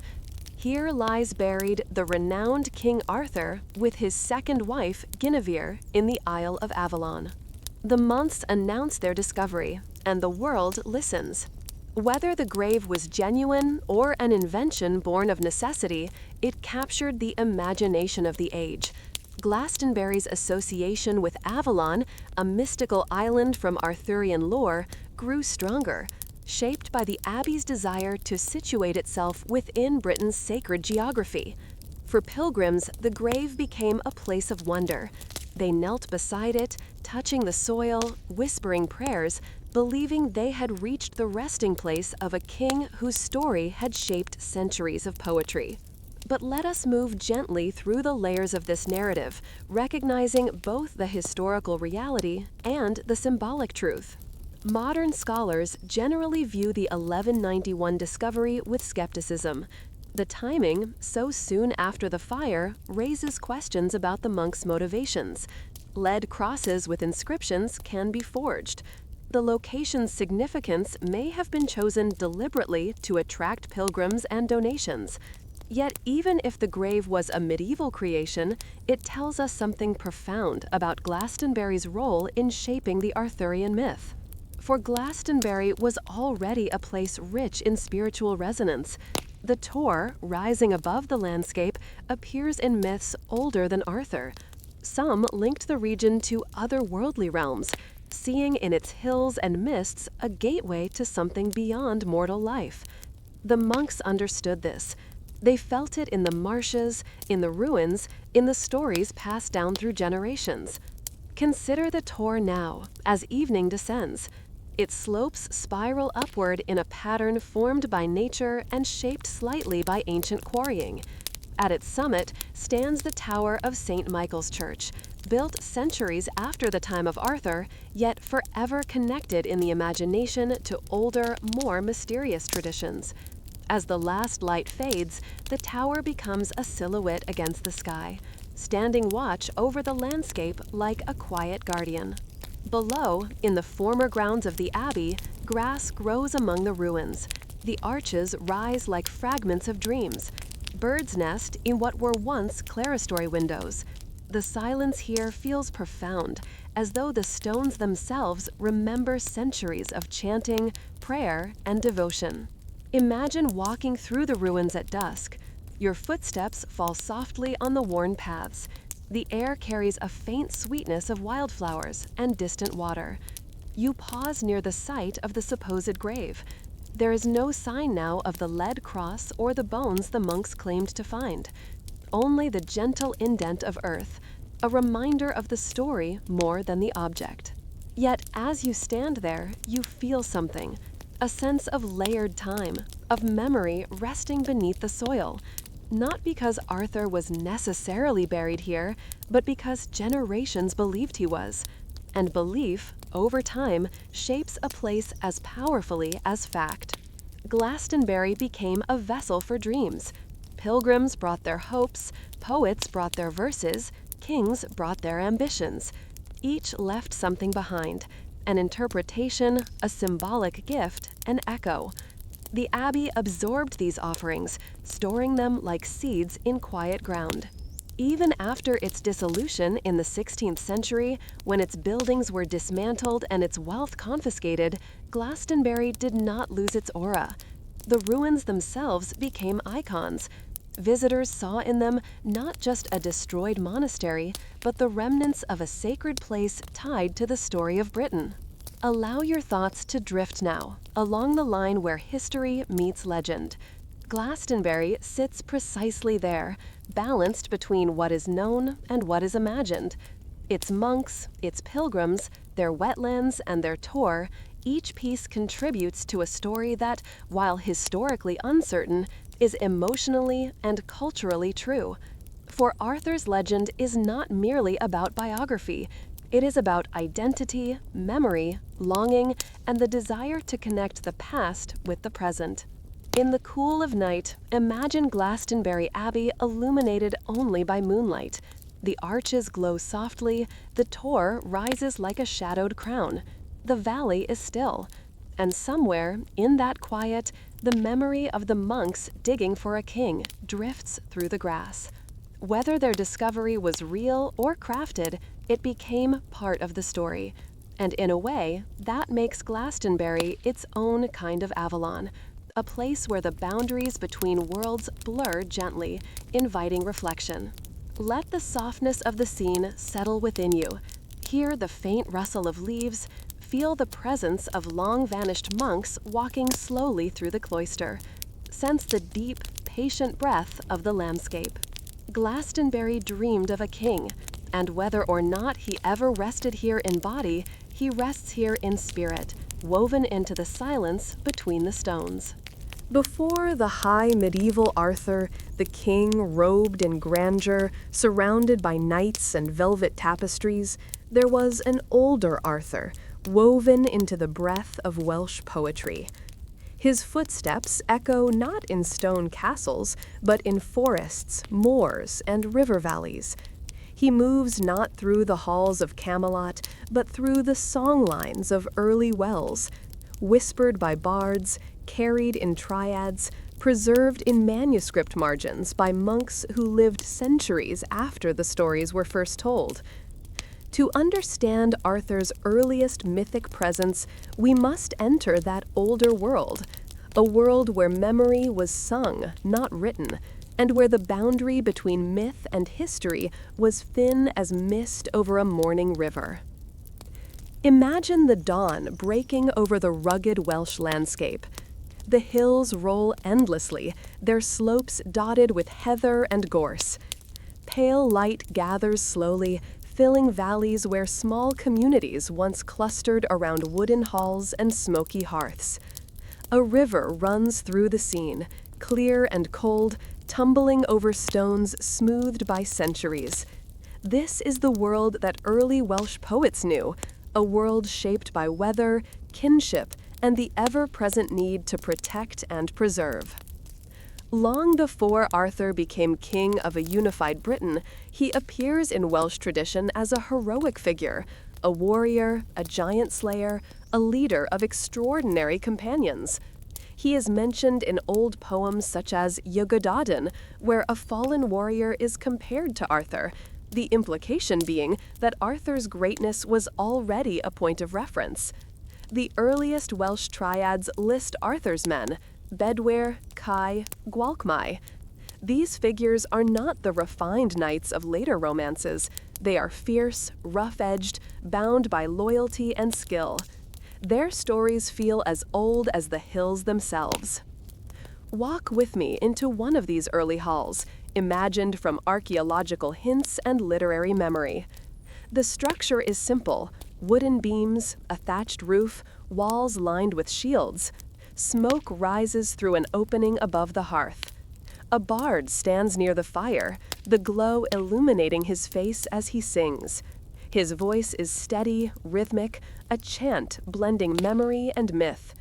He recites genealogies that stretch back generations. He names warriors who defended the land. And among these names, Arthur appears, not yet central, not yet king, but extraordinary. In these early tales, Arthur is a peerless warrior, a leader whose strength and bravery surpass others. He fights giants and monstrous beasts in some accounts, marking the boundary between mythic hero and human warrior. His trusted companions likewise possess remarkable traits: Bedwyr with his shining spear, Kai with unnatural abilities in some early texts. These are not courtly figures, but warriors shaped by a world of strife and shifting allegiances. Long before Arthur became king of a unified Britain, he appears in Welsh tradition as a heroic figure, a warrior, a giant slayer, a leader of extraordinary companions. He is mentioned in old poems such as Yggdrasil, where a fallen warrior is compared to Arthur, the implication being that Arthur's greatness was already a point of reference. The earliest Welsh triads list Arthur's men: Bedwyr, Kai, Gwalchmai. These figures are not the refined knights of later romances. They are fierce, rough-edged, bound by loyalty and skill. Their stories feel as old as the hills themselves. Walk with me into one of these early halls, imagined from archaeological hints and literary memory. The structure is simple: wooden beams, a thatched roof, walls lined with shields. Smoke rises through an opening above the hearth. A bard stands near the fire, the glow illuminating his face as he sings. His voice is steady, rhythmic, a chant blending memory and myth. He recites genealogies that stretch back generations. He names warriors who defended the land. And among these names, Arthur appears, not that central, not yet king, but extraordinary. In these early tales, Arthur is a peerless warrior, a leader whose strength and bravery surpass others. He fights giants and monstrous beasts in some accounts, marking the boundary between mythic hero and human warrior. His trusted companions likewise possess remarkable traits: Bedwyr with his shining spear, Kai with unnatural abilities in some early texts. These are not courtly figures, but warriors shaped by a world of strife and shifting allegiances. Imagine the bard's song weaving through the hall, the flames flickering along the curves of shields hanging on the wall. Outside, the wind moves softly through the grass, carrying the melody into the night. These stories would not have been written down for centuries. They traveled through memory, changing subtly with each retelling, shaped by the voices of those who carried them.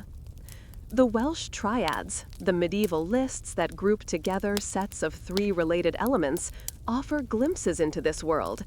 They mention Arthur as one of the 3 generous men of the Isle of Britain, or list his warriors among the 3 faithful retainers. These triads serve as fragments of a lost narrative tradition. While short, they hint at a larger body of stories preserved by oral transmission. Each name in the triads is like a spark, illuminating a bit of darkness but not enough to fully light the path.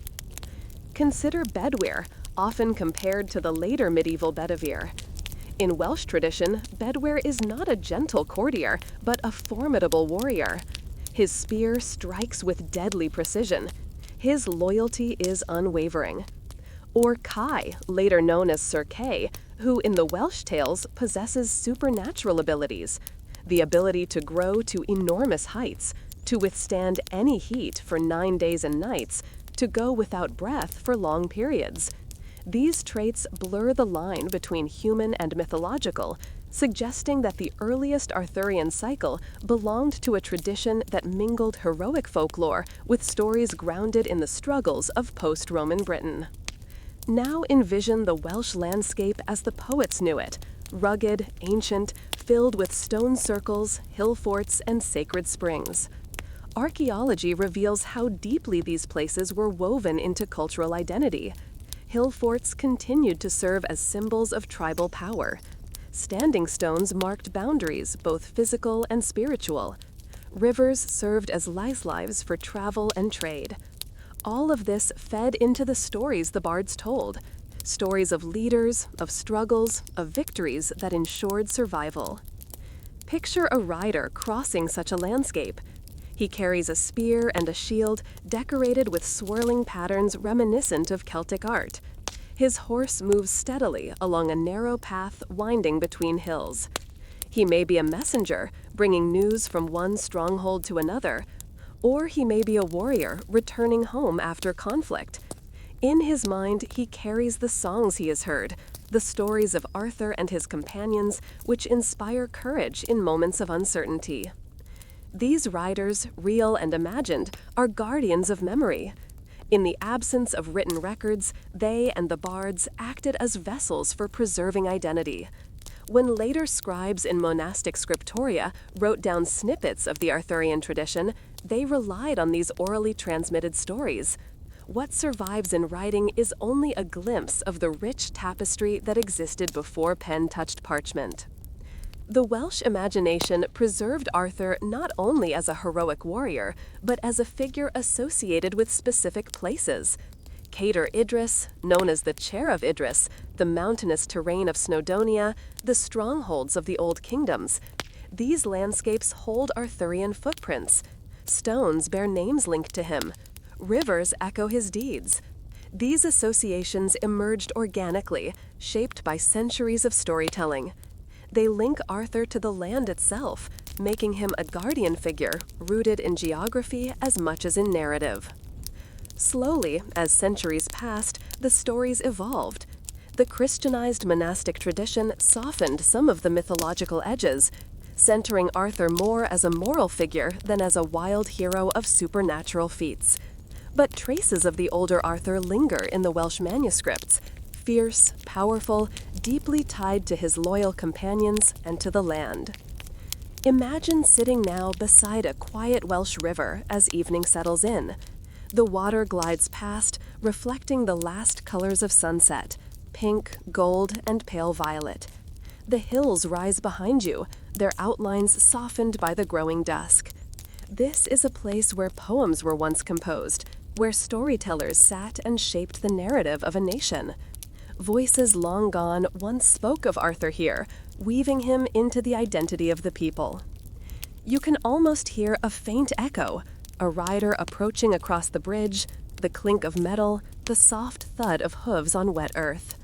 These imagined sounds are not literal memories, but emotional ones, echoes carried through time by story, not by event.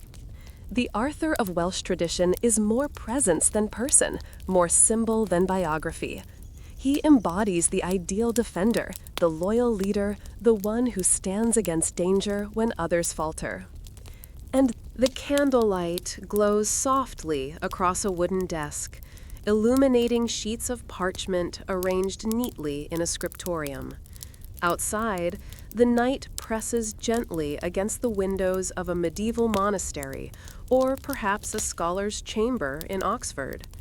A quill rests between the fingers of a man who will change the course of British literary history, a man named Geoffrey of Monmouth.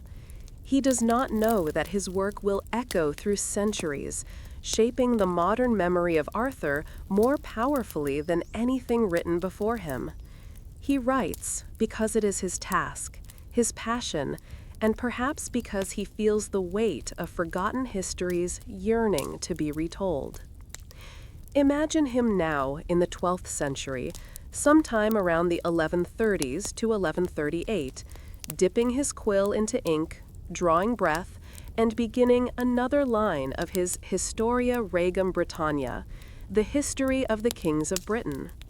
The room is quiet except for the faint scratching of the quill against parchment. The world outside is a mixture of Norman order and Celtic memory, Christian doctrine and lingering folk belief.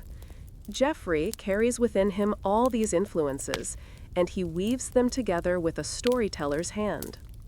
Before Geoffrey, Arthur was a scattered figure, appearing in Welsh poems, in triads, in the Historia Brittonum, and in monastic annals.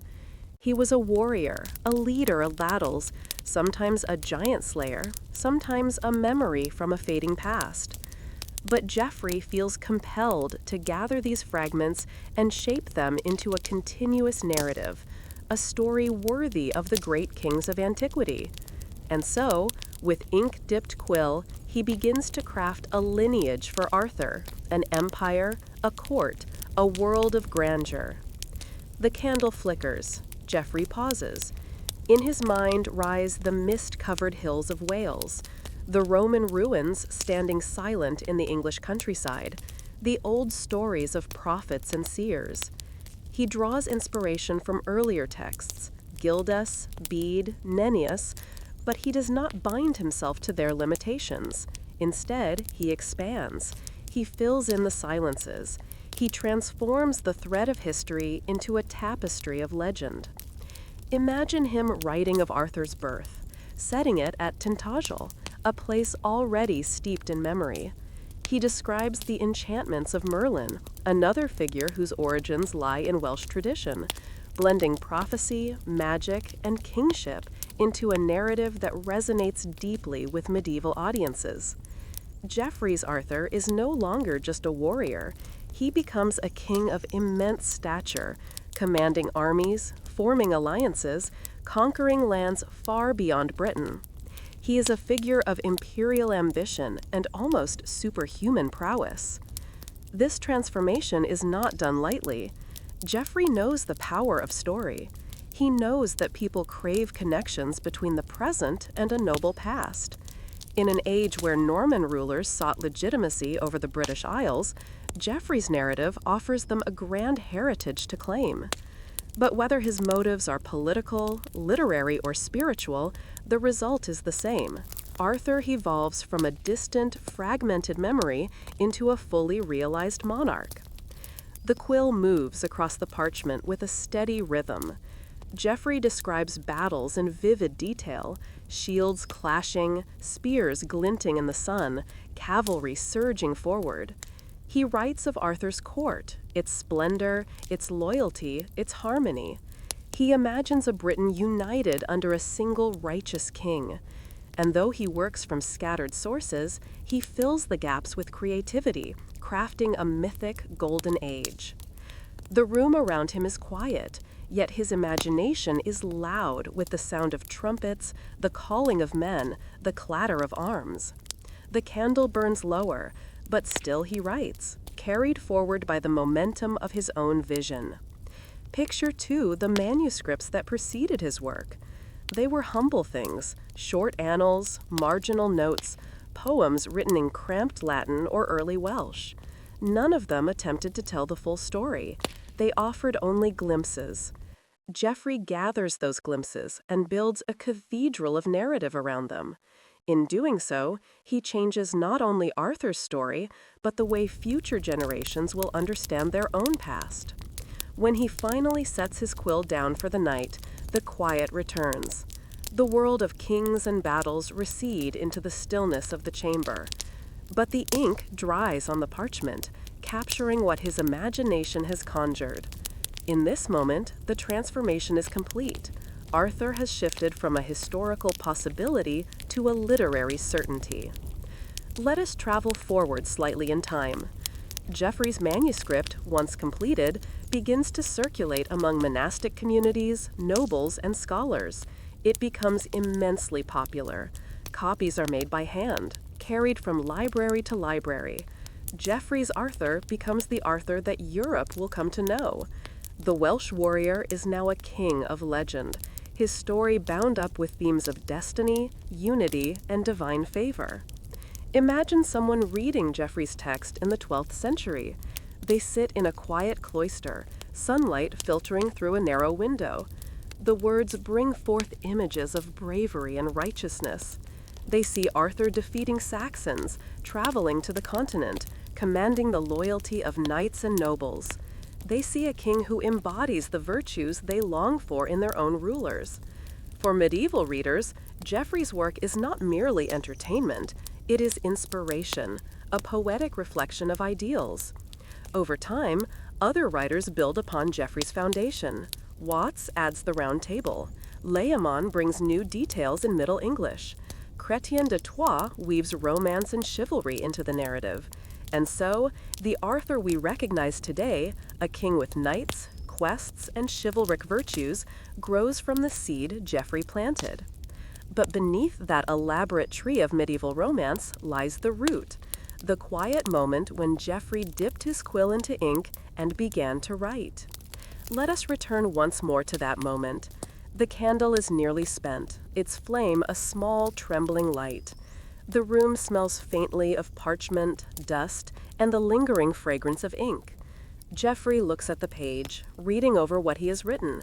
Perhaps he feels satisfaction, perhaps he feels uncertainty, but he continues, driven by a sense that his work serves a purpose larger than himself.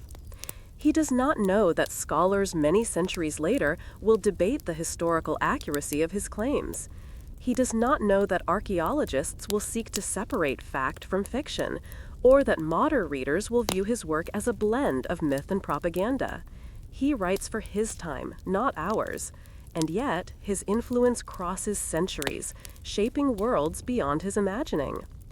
As we sit with Geoffrey in this quiet room, we can appreciate the delicate balance he achieved. He preserved fragments of early tradition, names, events, places, and gave them structure. He filled historical silence with narrative sunlight. He offered Britain a lineage of grandeur and purpose. And though his work is not historically reliable, it is emotionally resonant, culturally significant, and poetically enduring. The candle finally gutters, its flame bending low before disappearing into a wisp of smoke. The chamber darkens. There is only moonlight now, falling faintly across the desk. The manuscript rests under Geoffrey's hand, its ink dry, its story alive. Arthur the warrior, Arthur the leader, Arthur the mythic figure, all converge here, under Geoffrey's quill. The king we know today is in many ways Geoffrey's creation. And yet, through him, the echoes of older traditions, Welsh poems, battle lists, hill fort memories, are preserved in a new form. Let this image settle in your thoughts. Geoffrey's hand lifting from the page, the silence of the room deepening, the story of Arthur now given shape. It is a moment of quiet creation, a moment that changed the course of legend.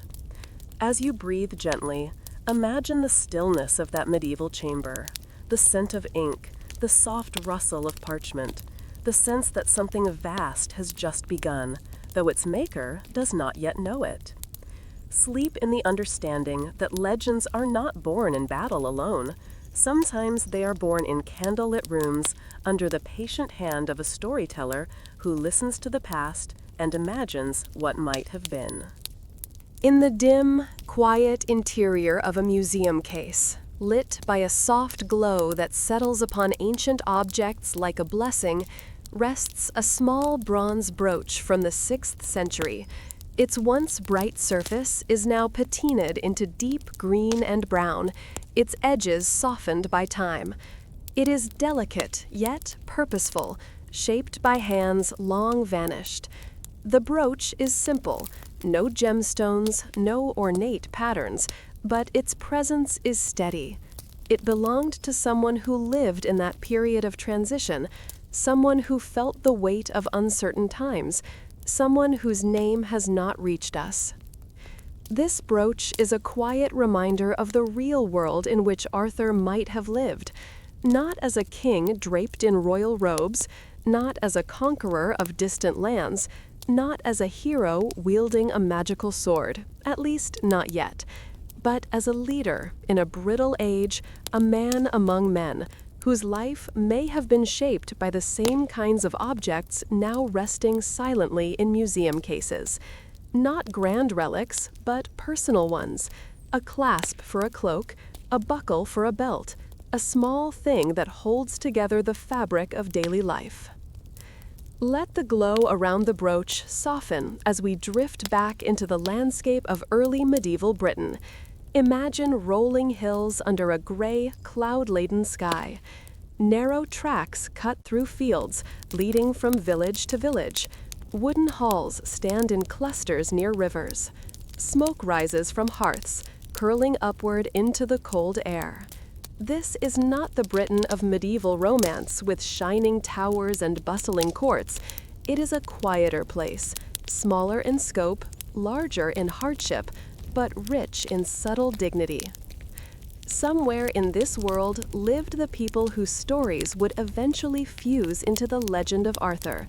They were local warlords, landholders, warriors, men who defended their territories, built alliances, and led small communities through the uncertainties of the post-Roman era.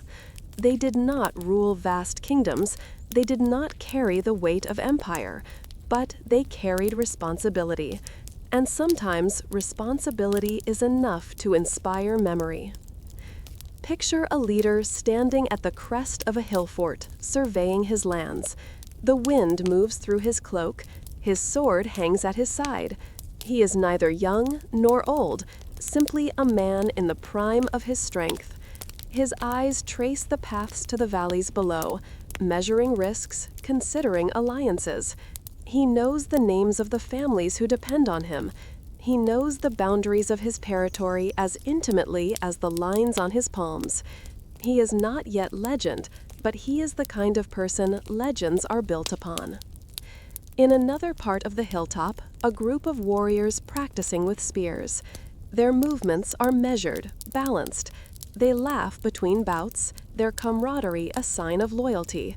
These men trust their leader, not because a chronicler has called him a king, but because he has earned their respect through decisions that have kept their community whole. Does such a figure match the Arthur of early texts? Perhaps partially. The Historia Brittonum describes a dux bellorum, a leader of battles, who fought alongside the kings of the Britons. He is not a monarch. He is the commander they follow when stakes are highest. He is skilled, strategic, charismatic. He wins victories that safeguard the land for a generation. This early Arthur is powerful, but not royal, influential, but not triumphant in every way, human, rooted in the soil of his era. Let the hilltop fade into a field below. A woman wearing a brooch like the one in the museum kneels to pull weeds from her vegetable patch. Children chase each other, their laughter drifting in the morning air. A craftsman carves wood into a small bowl, while an older man repairs a fence along the boundary of the settlement. These everyday scenes formed the backdrop of early medieval life. Quiet rhythms punctuated occasionally by threat and change. Arthur, if he lived, would have been known to such people, not as a distant sovereign, but as a protector, a bringer of stability in unstable times. His victories would have shaped their lives not through fanfare, but through the simple continuity of seasons uninterrupted by war. Consider now the written sources that have reached us. They are sparse, fragmentary, often ambiguous. Gildas does not name Arthur, but he describes a great British victory, one that aligns, in spirit at least, with the later claim that Arthur led at Baden. The Annales Cambriae offers the brief line linking Arthur with Camlan. The Historia Brittonum names him outright, giving a list of battles. These texts, separated by centuries, reflect the echoes of a tradition already well formed when they were recorded. The silence between these echoes is as important as the echoes themselves. It tells us that if a historical Arthur lived, he lived in a world that did not yet immortalize every leader. He lived in an age where records were rare, where memory was preserved more by voice than by pen. The details of his life, his family, his residence, his precise deeds, may well have faded before anyone thought to preserve them. Yet something survived, a shape in the mist, a resonance of leadership. Now let us drift among the contradictions that surround Arthur's historicity. Scholars debate whether he was one man, several men combined in memory, or purely a legendary creation. Archaeologists find no definitive artifacts naming him. Linguists trace the evolution of his name through centuries of storytelling.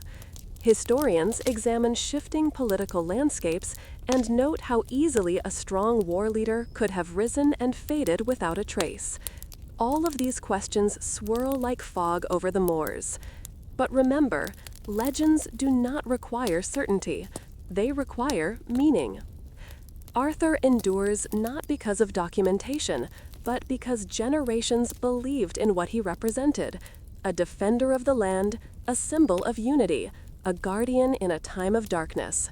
His story filled a need, carrying hope forward when memory faltered. Imagine the brooch again, still, small, resting in its case. It belonged to a real person in a real century, and in its stillness, it holds the softness of time. It reminds us that the foundation of every legend is human experience.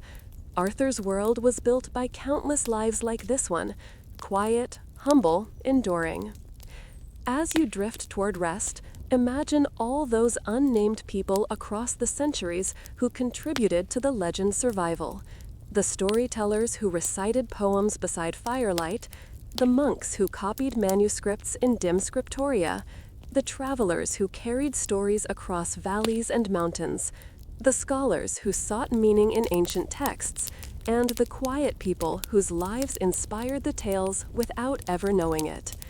Arthur's true crown is this: the collective memory of a people who shaped him into a symbol of hope. And as the night settles, let the thought come gently. The real Arthur may forever remain uncertain, but the meaning of Arthur is clear, soft as a whisper, enduring as the hills, and quiet as the bronze brooch resting in its silent case. And so, the early echoes of King Arthur drift back into the quiet of time. What remains is a soft reminder of how stories, ancient and fragile, shape the worlds we dream about. Thank you for joining me tonight on Twilight Tale. If your eyes are already growing heavy, feel free to stay just as you are and let the calm carry you onward. If you enjoyed this gentle journey through history, you're always welcome to return for more peaceful tales from the past. For now, rest well, dream softly, and good night.